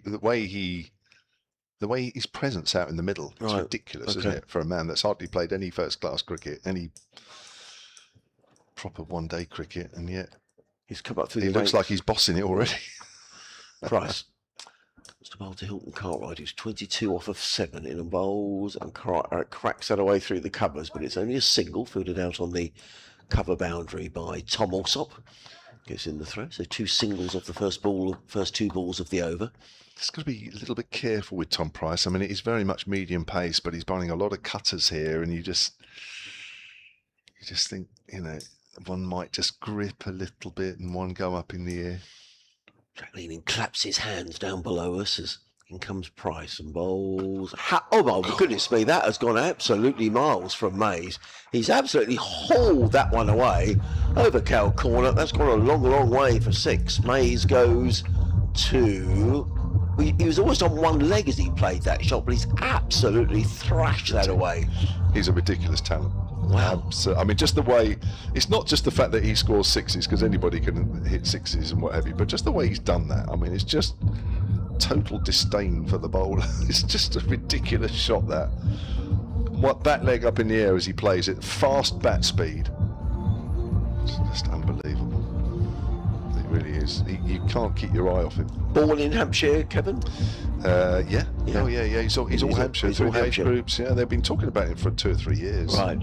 Just waiting for him, waiting for a chance. Got put in the 50 over competition last year. Was his first chances. He very quickly realised that, or hence he got the nod to play in the quarter-final at Durham. Right. Ahead of 1 or 2 others that could have played. Well, you'd imagine he's going to feature for Hampshire in the 50 over competition this year, I would imagine. But no, he's already picked up in the 100. He's been picked up in the 100, has he? Yeah. Crumbs almighty. Unless he's released. He might play. I mean, if he's not playing, then he might get the odd game, 50 over game. 101 for 5. As in comes Price over the wicket, bowls to Mays, who clips this one down to mid-on, fielded by Jack Leaning, who trots in to field. Mays goes 2. It's gone off our little screen here, actually. Looking at the scoreboard, he's on to 23. 102 for 5. I think it's just the speed in which he looks like he's at home is quite incredible. You expect them to look a little bit overawed initially, but with every innings, he's just looking more and more like class. Price in bowls to Cartwright, who just readjusted his shot there. I think Tom Price might have taken the pace off of that. Yeah, it's a cutter. And I think Cartwright was slightly deceived, and in the end, all he could do was play the ball back to Tom Price. Got a bit of bowling by Price. 9 runs off the over so far. 1 ball to come. Hampshire needing to score at 9.3 and over. They're currently scoring at 9.4 and over, so they're up with the rate to Hampshire, but they've lost wickets. Price in, bowls to Cartwright, who plays that away on the leg side through mid-wicket. They've taken 1. Thomas in very quickly to prevent anything more than a single. That is the end of the over, so the end of the 11th over, and Hampshire are 103 for 5. 84 needed off 54 deliveries. Hampshire needing these two to stay together, keep that momentum for as long as they can. Trying to get that equation down as much as they can, and even though they've lost wickets, still have enough backup to really seriously mount the challenge on this 187 for victory. These two have already put on 42. Danny Briggs will switch ends. Competition's highest wicket taker. Yeah, what's he bowled, Danny Briggs here? 2 overs. I'll give you a minute. In and bowls. Cartwright drives up to deep mid-off. 104 for 5 here at a sunny Hove, but breezy. 2 overs, 1 for 23 before this, Danny Briggs. Other wicket takers, Timol Mills and Tom Price. Carson's picked up 2 from his 2 overs. Here's Briggs, bowls, quicker ball. Fuller worked away on the onside by Maves, who moves on to 24 from 13. 105 for 5. 82 off 52. Which ordinarily isn't too much of a problem, but 5 wickets down may yet be too much.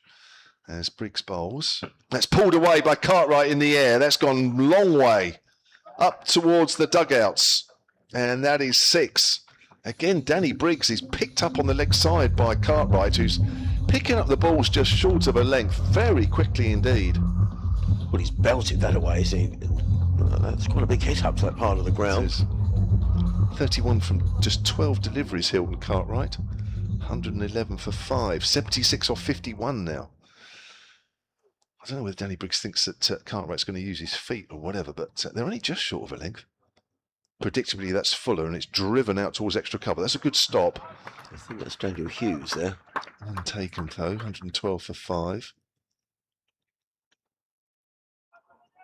Well, the good news from Hampshire point of view is that not just one batter is going along nicely, both batters are going along nicely. So it does feel at the moment as though the total's within range as Mays works that away on the onside. Problem, of course, will come once you start losing a wicket or two. They're going to take a 2.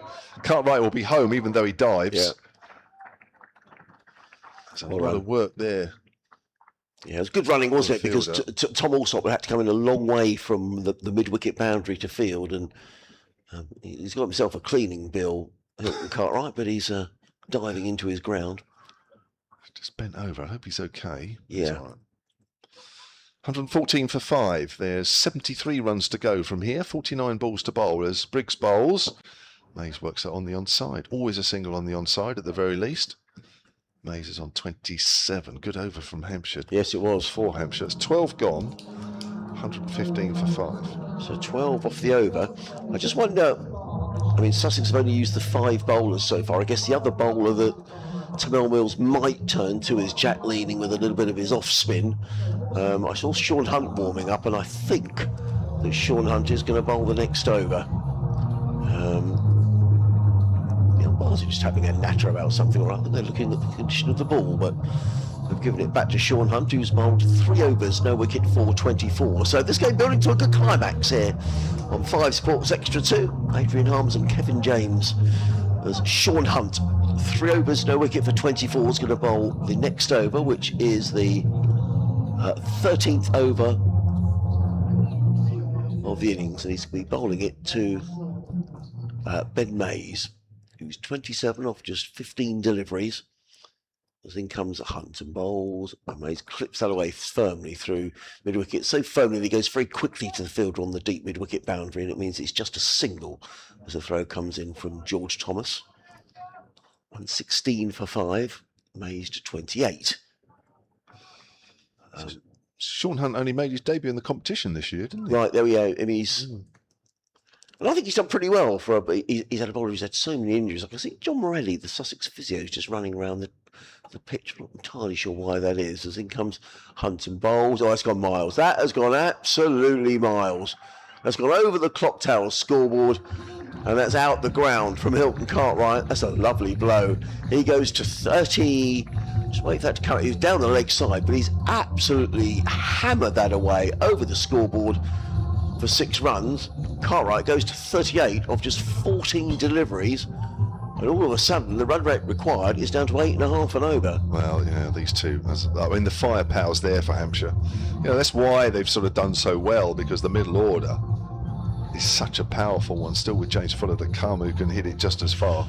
Well, this partnership is somewhere for 39 plus 22, so it's like 41-61. It's come in no time at all, actually, because when these two came together, 4 and a bit overs. Yes, it was in the 8th. It was at the end of the 8th over. So well, I tell you what, I don't think I've seen one hit over the clock tower before. That's a big blow. I don't think I've seen one hit the roof of the pavilion before on the other side of the ground, and I've seen some big hits over the years. I'm sure you have. Yes. I mean, I've seen them go into the flats, but of course that misses the clock tower away to our right. That was a big blow. It was. So, Sean Hunt. Comes running in bowling to Hilton Cartwright. He's in and bowls, and Cartwright's at it again, but he's drilled that straight back down the ground for 4 runs. That's gone gun barrel straight. He just leant back and belted the ball down the ground. 4 more. And this is dangerous for Sussex. 11 off the over. I think the difference between Hunt and Price is obviously Hunt's a little quicker, but Price is bowling cutters into the pitch, which you have to be a bit careful because obviously it comes off at a slightly different pace, whereas Hunt's just bowling it seam up. 126 for 5. Cartwright 42 of just 15 deliveries. Comes Hunt again. Bowls to Cartwright, who's hammered that down the ground. That could be 4 more. Jack Leaning's round well. Good bit of fielding. And he's prevents more than a single, actually. There's a good bit of fielding by Jack Leaning, who was around very quickly. And it's just a single on this occasion to Cartwright. So we've had 12 off the over so far. 2 balls to go. Run rate required down to 8.2 and over. Not so long ago it was 10. 60 required off 44 balls. Cartwright on to 43. Hunt comes in, bowls to Mays, who clips that one away down towards Finder, gets racing away. That's going to be 4 more. Fielder is not pursuit, but he's not going to get there. And it's another boundary, and runs are coming very quickly from these two. 131 for 5, and that's another boundary to Ben Mays. Nicely tucked away off the hip down towards fine leg. Well, the pressure for the bowlers here is that both batters are going along like a train, and there's no let up for the bowlers. You can't get anything wrong. I just think Hunt is just bowling a little bit 2 sides of the wicket as well as anything, but you know, there's no cut. You know, there's no intent to try and cut the fingers across the seam. As he comes in again, bowls, and he almost played that on, did Ben Mays. The ball's gone through to Charlie Tier, so a welcome dot ball as far as Sussex are concerned. At the end of the over, 131 for 5, so that was 16 off of that over from Sean Hunt. That's the end of his spell for the Sussex left arm seamer, and his figures 4 overs, no wicket for 40. And now plenty of thinking to do for Tamel Mills, who I think is going to come back into the attack. He's got 2 to bowl, figures of 1 for 15. Tom Price has got 2 to bowl. Danny Briggs has got 1 to bowl. Jack Carson 2 to bowl. So I think Tamel Mills feeling he's got to get himself back, because Sussex need a wicket here. Well, he's got to come back now. He probably didn't want to, but really he's got to break the partnership, because you know Hampshire's real threat comes with these 2 and Fuller next. If you can get rid of those, if you can get rid of one of these 2 and Fuller, then the job becomes a lot easier again for Sussex. And this partnership now with 70 between these 2. Off 5 overs. Here's Mills then, left arm over, bowls, Cartwright cuts it away down to wideish third man. Mills, of course, will mix the pace up. And actually, the run rate required now is just 8 and over. So there's no need for. I just wonder, when you're going as well, do you just keep going in the same way? Well, you've got to trust the way you've been playing. Yep. I mean, the challenge here for Sussex is to try and mix it up without letting the batters get too comfortable. You know, they were too comfortable against Sean Hunt, for instance. You know, the batters have got into a nice little groove here. So you try and mix it up with the bowlers, but you also bring your best bowler back. There's Mills bowls, and that's a length ball. Mays works that nicely into the gap behind square on the offside. 133 for 5. I wonder whether these 2 will be thinking, you know, if we see Mills off, mind you, he's got another one to bowl after this, and try and pick up the runs at the other end. But... Well, you're doing away, but I mean, if the ball's there to be hit, obviously you go for it. But you know, you don't want to be put back into your shell. But you would think with Mills back on, you know, that the 15 and over sort of tally is probably, you know, not going to quite be there anymore. 40 balls remain and 54 to win, which looks a lot better than it was before these 2 came together. Short outside the off stump, cut away by Cartwright for a single. Moves on to 45 from 18. Terrific stuff from the Australian so far. Needs more, though, from a Hampshire point of view. 134 for 5. Extraordinary. Just briefly, the Test match, England women now 59 for 5. So that is almost looking a foregone conclusion now. That might end tonight, isn't it? Might do, yeah. 3-day test. Mills is 1 from 18. Halfway through his 3rd over. Bowling to 18-year-old Ben Mays, who's on 33.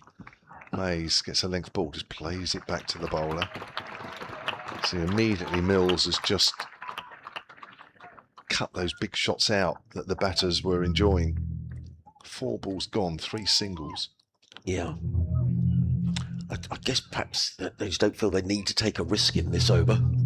No, that's right. And, you know, the equation now is more than manageable. You have to be careful about the wickets column. That's a lot of wickets down at this stage. Still needing 53, but they'll be mindful that it is Mills. Perhaps don't need to go too silly. Can't go too silly against a player of this calibre. Slower ball, worked away on the leg side by Mays for a single. Get over from Timol Mills. Need to finish it off with 1 more ball. But he does this so often, doesn't he? He's done it for Sussex, done it for Southern Brave, done it for many other sides around the world and England. Just very clever. I'm not sure his quickest ball is his quickest anymore. I think he may just have lost the real quick ball. The 90 mile an hour. Yeah. Just occasionally you might see something really sharp. Yeah, but he's still got very clever changes of pace and he's still got very, very good control. Very deliberate in what he's thinking about for the next delivery. Crowd getting behind him as well here as he bowls to Cartwright. Cartwright drives. There'll be a single out to point. Just the 5 runs off it. That's just made the game a little quieter from a home point of view for an over at least. 136 for 5. Hampshire need 51 from 36. Yes. So Timon Mills will be pleased about that, but though Sussex would have hoped to have picked up a wicket if they could in that over. So Mills has got 1 left to bowl. And it looks like Tom Price is coming back into the attack from this, the C end of the ground. Tom Price is bowled. Let me just get that up.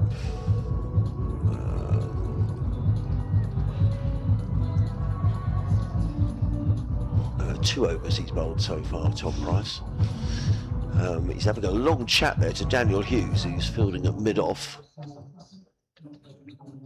Yeah, Price 2 overs, 1 for 17, 136 for 5. 6 overs remaining.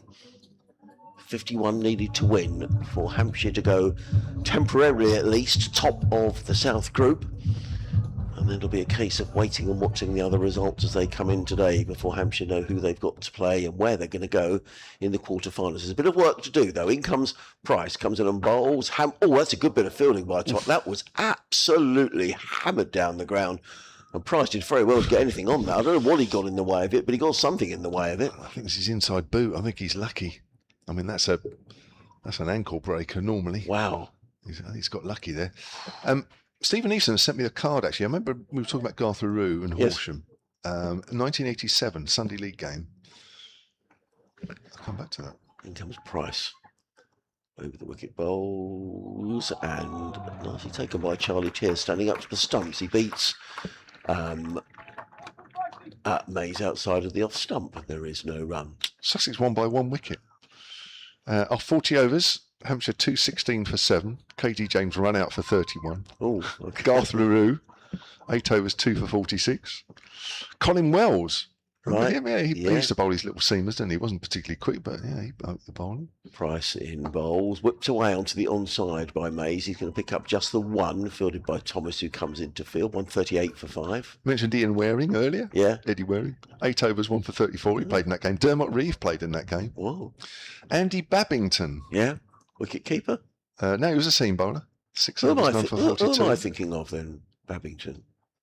You're thinking of the Gloucestershire guy. Yes, I am. Yes, that's right. He was a keeper, wasn't he? Yeah, and Brassington. Andy Brassington. Still there. Still sort of doing a lot of corporate stuff there. In comes Price, bowls, hammered away. That's going to go for a maximum into the corporate area away to our right-hand side. That was actually belted away by Hilton Cartwright, and that brings up his half-century. 53 off 21 balls for Hilton Cartwright, 144 for 5, and these two have given Hampshire a real opportunity here. Came together when it was 61 for 5. And that's the first half-century for him this season. Cut the 40s. Sorry, Adrian. That's all right. No, not at all. Price in again. Look at bowls, and he's at it again, pulling onto the onside, but this time it's just a single as Thomas comes into field. Cartwright goes to 54 off just 22 deliveries. Final ball of Price's over coming up. Run rate required 8.1 and over. That brings Ben Mays on strike. You have to read us. You have to give us Kevin James's figures in that game. God. In comes Price. Bowls to Mays, who plays this one down towards fine leg. They've taken one. In fact, it's deep backward square, followed by Jack Carson, who gets in the throw. Mays will retain the strike at the end of the over. 147 for 5, so 11 off the over. 5 overs remaining. Hampshire needing 187 to win, so they're exactly 40 to win off of 5 overs by my reckoning. So, right? it sounds about right. So, Sussex won it by 1 wicket off the last ball. Oh, actually, great I've just looked. Garth LaRue batted at number 5. Oh, Not out 83. I must admit, I don't remember him batting too often, but he must have been sent in there to have a go. Ian Gould played in that game. right. Made 7 at number 4. Colin Wells got 70 at 3.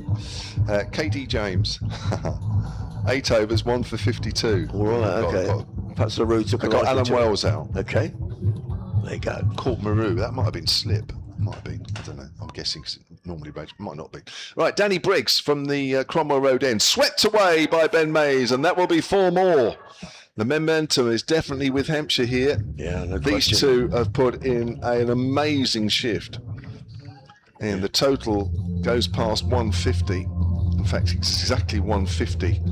And these two now have put on, Run rate required now less than 8 and over. 91. Briggs, expensive.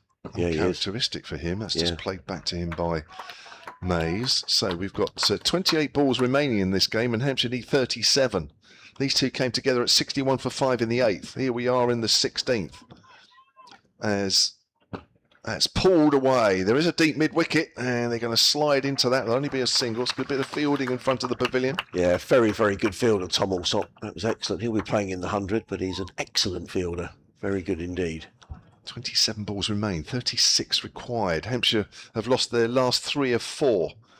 At one stage, we're staring 4 in 5. This could go either way now as Briggs bowls. That's worked away on the onside, kept a little low. Cartwright works that up to mid-on. 26 balls remain, 35 needed. Well, Hampshire favourites here, Kevin. I mean, these two have just been going like trains, haven't they? I mean, Hilton Cartwright announced it. The minute he walked to the crease, didn't he? First ball 6. Briggs in again. Bowls and full delivery to Mays, who works that on the onside for a single. 25 balls remain and 34 are required now. Hampshire 153 for 5 coming to the end of the 16th. Almost don't need to do anything more, do they? Push the 1s and the 2s here now. Run rate required 8.2 and over. Done a lot of hard work, these two, haven't they? As Mays tries to pull that away on the next side, misses. Good take from Tier, takes the bails off as well. Cartwright's hit 5 6s in his innings so far with 2 4s. Ben Mays 2 6s and 3 4s in his innings. 48 balls remain. No, tell a lie. This partnership is 92 off 48 balls. Wow. That's what I was looking at. 24 balls remain and 34 are needed. And Danny Briggs has finished 4 overs, 1 for 42 for the Sussex left arm. And now Tamel Mills is coming back into the attack, and he probably feels it's no use leaving your leading strike bowler until the last couple of overs. Sussex need a wicket here, and that's why the skipper is coming back on 3 overs, 1 for 20. Yeah, he's got to go for it now. Yeah. And he's going to be bowling to Ben Mays. He's 42 off. Is that 28 deliveries, Kevin? Yeah. Yeah. Cartwright's 55 from 24. Yeah, well, it's been some partnership. So, Mays waits. And Tim Wells with a skip and a jump runs away from us. Comes into bowl to Mays, who's beaten outside the off stump. The ball goes through into the gloves of Tier, so dot ball. Slightly quicker one there from Mills, just angled across the right-hander. It's just a different angle as well, of course. It's a good ball. Just pitched and just, if anything, went further across. Did. So, important over this for Sussex. You feel Sussex need to get a wicket here. Mills. Crowd clapping along as he's in and bowls. And Mays heaves that one away. That's going down towards five. Is it going to be Jack Carson's running in? He's very quick across the ground as Jack Carson didn't quite carry to him. Mays picks up a single. He goes to 43. I thought for a minute that was going for 4. Well, I thought for a minute it was going to be caught, so there you are. pick whichever one you prefer. But Carson was quickly round and prevented anything other than a single, and Mays survives. It was in the air a while, wasn't it? It was just helped away in the air. It's one of those that could quite easily go down the throat of the fielder. Partnership of 93 between these two, and it could well be a match-winning partnership. Mills comes into bowl to Hilton Cartwright. He's 55 not out. He's in and bowls. And Cartwright's hammered that. Well, that has gone for 6. That's over Jack Carson's head, I think. Oh, did he pull that back? He doesn't think so. No, he doesn't. I think that has gone for 6. Well, he very nearly got to that, Jack Carson, on the boundary edge. Let's just see this again. It's heaved away, so a long corner of the ground. Yeah, he was over the rope, wasn't he? I think he probably jumped a fraction too early, but he probably had to. Yeah. I think by the time he let the ball go, he'd already landed, or 1 foot had. That is the 6th 6 for Hilton Cartwright. Yes, it is. Yeah, top score of the season. 61 in just 25 5. balls. My word. And a partnership of 99. As in comes Mills, runs into bowl to Cartwright, who's... Oh, he very nearly played it onto his own stumps. He got himself in a terrible tangle. And Charlie Tier, in the end, fills the ball from behind the stumps. Run rate required 8.1 and over. Well, that was heading towards the clock tower scoreboard if he'd hit that. He's had to kick it away as well, just to make sure. Initially, Timar Mills didn't seem particularly thrilled. I'm sure he's not happy being hit for 6. No. 160 for 5, so 27 required in 20 balls with 5 wickets in hand. Mills. 2 balls remaining in his final over. Crowd getting behind the Sussex skipper as he runs into bowl to Cartwright, who plays that one around to the leg side. And the significance of that run is that's the 100 partnership between these two. And what a wonderful partnership that's been. 161 for 5. And it could be a partnership that could be taking Hampshire to the top of the South Group. That's a terrific partnership, Kevin. Oh, it is, and they needed it. My word, they needed it. I don't think anybody could believe that 2 players could do that when they came together in the 8th over. But, I mean, they have completely turned this situation around. They have. Absolutely. So, Mills, final ball of his spell, coming into bowl to the right-handed Ben Mays, who's 43 not out. He's in and bowls and hammered away by Mays, and it's bisected those fielders on the leg side boundary, and that's 4 runs, and that's turned out to be a really good over for Hampshire. Mays goes to 47, and Hampshire here from this position will be disappointed if they don't win this. 165 for 5, 3 overs remaining, but these two have turned the game on its head. Mays on 47, Cartwright on 62. Yeah, Hilton Cartwright's just edged past his highest Hampshire score in T20s. He was here last year, and of course this year as well. 61 was his previous best, so he's saved his best at a time when Hampshire have really needed it here.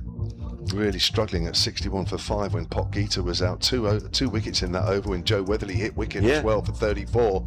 Just looked like it was another procession as well from Hampshire. Liam Dawson was out in the 7th over, James Vince in the 5th.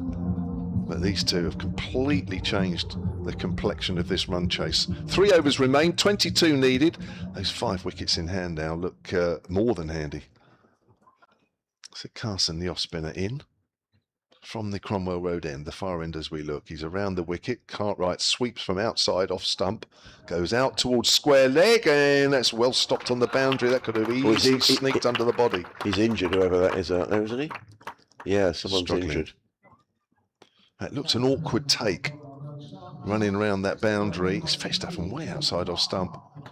I'm not sure who that is.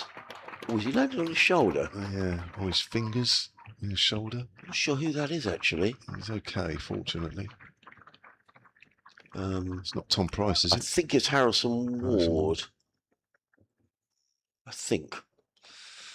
Cartwright 64 from 28, 167 for 5. Hampshire need 20 now from 17. Wow. Remarkable turnaround here in Hove. There's Carson's in again and way outside off stump, left alone. Not a wide. No, it wasn't giving us a wide. Just watching this again on the replay. No, that's inside the blue line. No, that's inside. Don't see that very often. No. Certainly not with two players that have gone along so well. 16 balls remain, 20 needed as Carson bowls again. Predictably outside off stump, and that's hit away on the onside. It's going for 6. Wider mid-on. Hilton Cartwright again. Moves on to 70 from just 30 deliveries.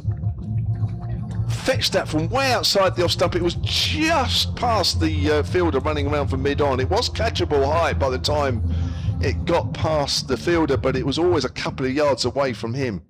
That's 173 for 5. Sorry, Kevin, that's his 7th 6. Wow. 14 needed from 15. As Carson bowls, low full toss. Oh. This could be out. He's hit it way up in the air. Carson says, no, I'll go. And he takes the catch. And Cartwright has to go in the end. But from this point, you think that's probably a match-winning knock. 70 from 31 balls, and Hampshire have lost their 6th wicket at 173, and that partnership worth 112. Well, that's a terrific partnership between these two. and he gets out on a full toss. I mean, he's been hitting the ball all around Hove, but Jack Carson taking responsibility as always does, but he should get a good hand here, Hilton Cartwright, because that's been an excellent knock.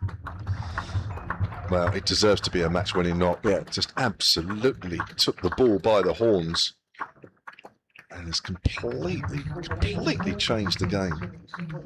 Still a bit of work to do. It's a runner ball 14 to win from here. Not a foregone conclusion, but Ben May's playing very, very nicely indeed. 47 for 31 at the non-striker's end. He doesn't look phased at all. And James Fuller, experienced campaigner, makes his way to the crease. Well, there's no need for Hampshire to go mad here, is there? As you say, just needing to score 6 and over to win the match. But we've seen stranger things in T20 cricket, but he's an experienced campaigner, is James Fuller. So that 112-run partnership came in just 10 overs. Wow.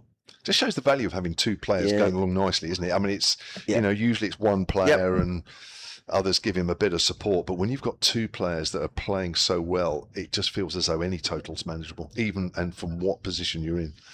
But still a bit of work to do, as we say. Fuller gets a single out on the leg side, and it's 13 from 13. It isn't over yet, but Mills has bowled out. Yes, he is. And actually, so in terms of bowling left, Jack Carson's got one over to bowl. Tom Price has got an over to bowl.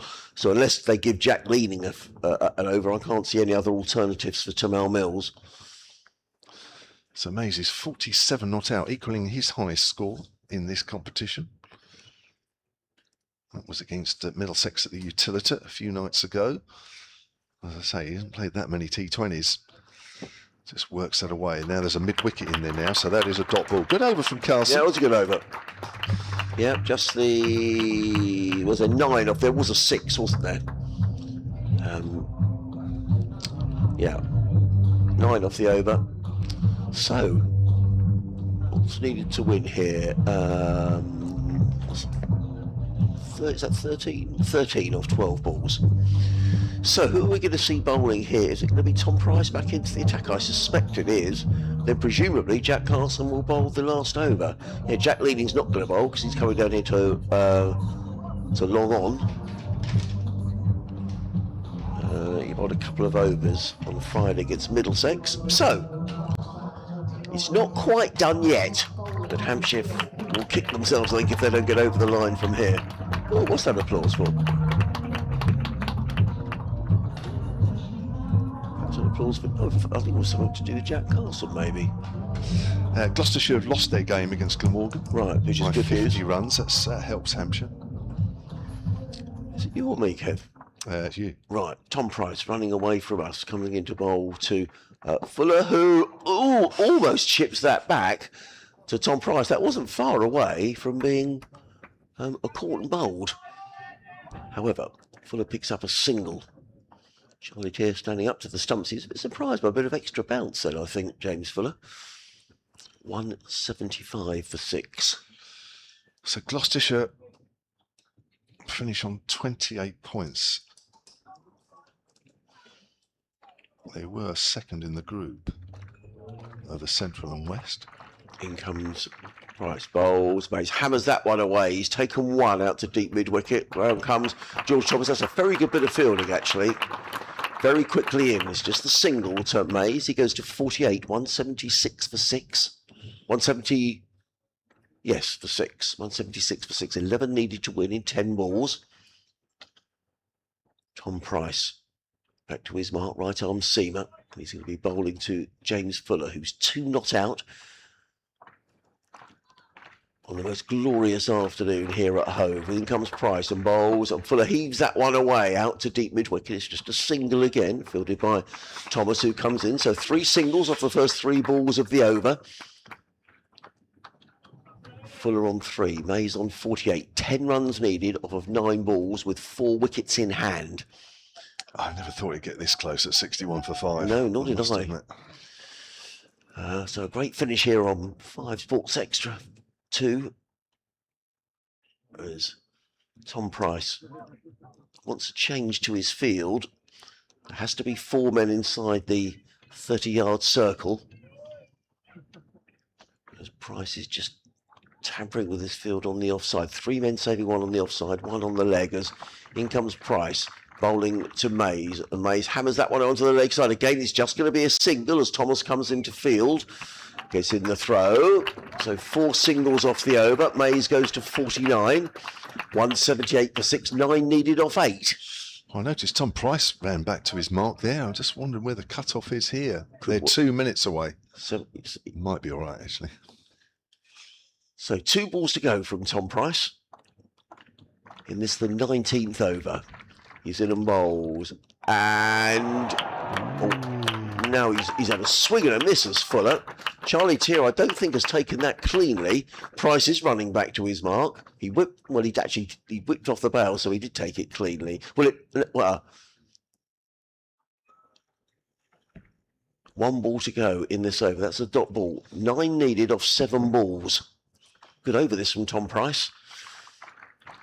Comes running in to bowl to Fuller, who heaves that away to the leg side. It's fielded by Thomas out on the deep mid-wicket boundary. They're thinking about coming out for the second. Wisely, they decide not to. That's a good over from Price. So, 1 over to go.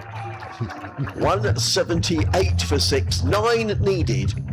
Sorry, that's that. I think that's 179 for 6. So I think that's 8 needed. Let's get this absolutely right. Yes, 8 needed for the last over. And a tie would be 7, which means Hampshire would go to 30 points. Yorkshire, they're playing, aren't they, today? Yes. They had 26 in second.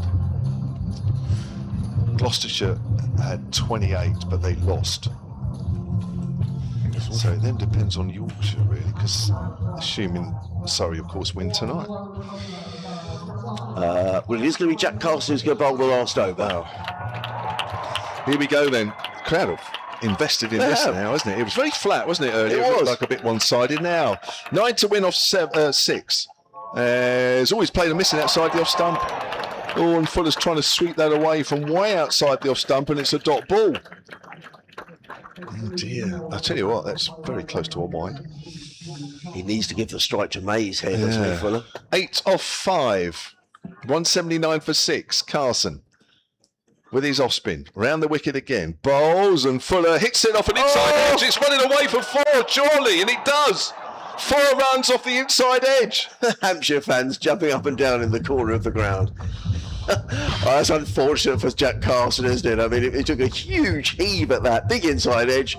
Raced away for 4 runs. I mean, Fuller could leave these, and it would be a wide. Yes, that would have been. That's very wide, that one. 4 needed runs means it's 4 to win from 4. 183 for 6.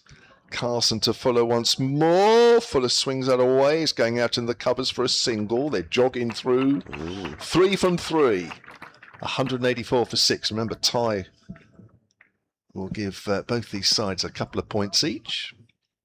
What does Mays do here? Is he going to come dancing down the wicket? And I think also you've got to assume that it's going to be wide outside the off stump. I wouldn't be surprised if he goes for the reverse sweep. Well, he'd be brave, wouldn't he, with 4 needed to win? And I think 3 needed to win, I'm sorry. And I think Sussex know that as well, because deep point has gone finer.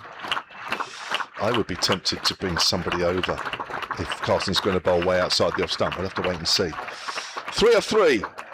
Carson bowls. Low full toss. Swept away by Mays. Is that going all the way? Not quite, but they'll come back for 2. Comfortable 2. Takes Mays to a half century. 51 not out from just 35 deliveries for the 18-year-old. What a knock that has, under pressure. But it's not over yet. 186 for 6 and the scores are level, which means Hampshire need 1 from 2. Field has to come in. It's been a great game. It's been a great game, Adrian. It's been better than I thought it was going to be. Well, I mean, Hampshire looked out of it, didn't they, on 61 for 5. So Hilton Cartwright with that 70 of just 31 balls, and Ben Mays, well, first of all, I've seen him bat, and it's been terrific knock. I mean, the way he's kept his head. Right, here we go then.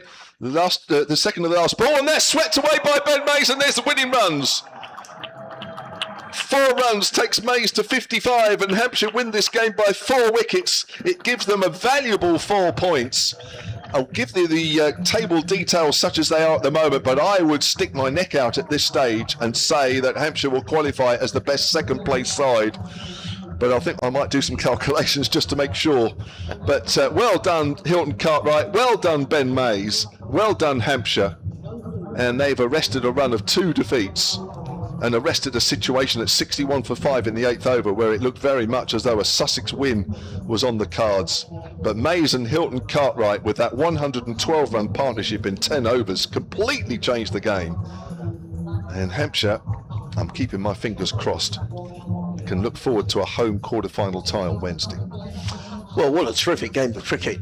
I didn't think that 186 for 5, which was the score that Sussex made, was going to be enough. I thought perhaps they were, I think we said 10 or 15 runs short. In the end, it was almost enough. And at 61 for 5, as you were saying, it looked as if Sussex were very much in the box seat. But you've got to take your hat off to Hilton Cartwright. That's just a match-winning innings. He walked to the crease. The first ball hit straight down the ground for 6 runs off of Danny Briggs. It was a statement of intent from Hilton Cartwright, and well supported by Ben Mays. Well done, Sussex, who fought hard until the end. It's been a disappointing campaign.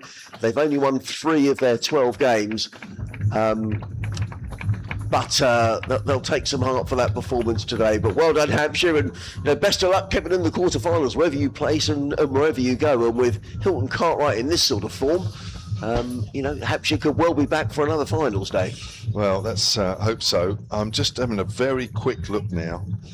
So we know Gloucestershire lost. They have 28 points. Somerset have 24, and Somerset don't play until this evening, so they can only get 28 points. So nobody from the Central or West group is going to say, I think Hampshire have got a quarter-final. They're as the second best, because they've got 32 points. Yorkshire are in second place. They've got 26, so if they win, they can only get 30. So I think Hampshire, whatever it is now, have a home quarter-final. Right. Yeah, there we go. So well done with your maths, Kevin. Well, that's very good, because I must admit, I love my travelling up and down the country, but I equally love my home games. So that's cut one of them out next week. And thank you, Adrian. I've enjoyed that. Yeah, Thank you been very great much. fun. Cheers. Hope you've enjoyed that. What a game that was. Hampshire are into the quarterfinals, and by all accounts have a home quarterfinal, which by my calculations is only the 5th quarterfinal from 14 quarterfinals that they've contested. Wow. So generally they've been away from home. They've generally done things, left it late.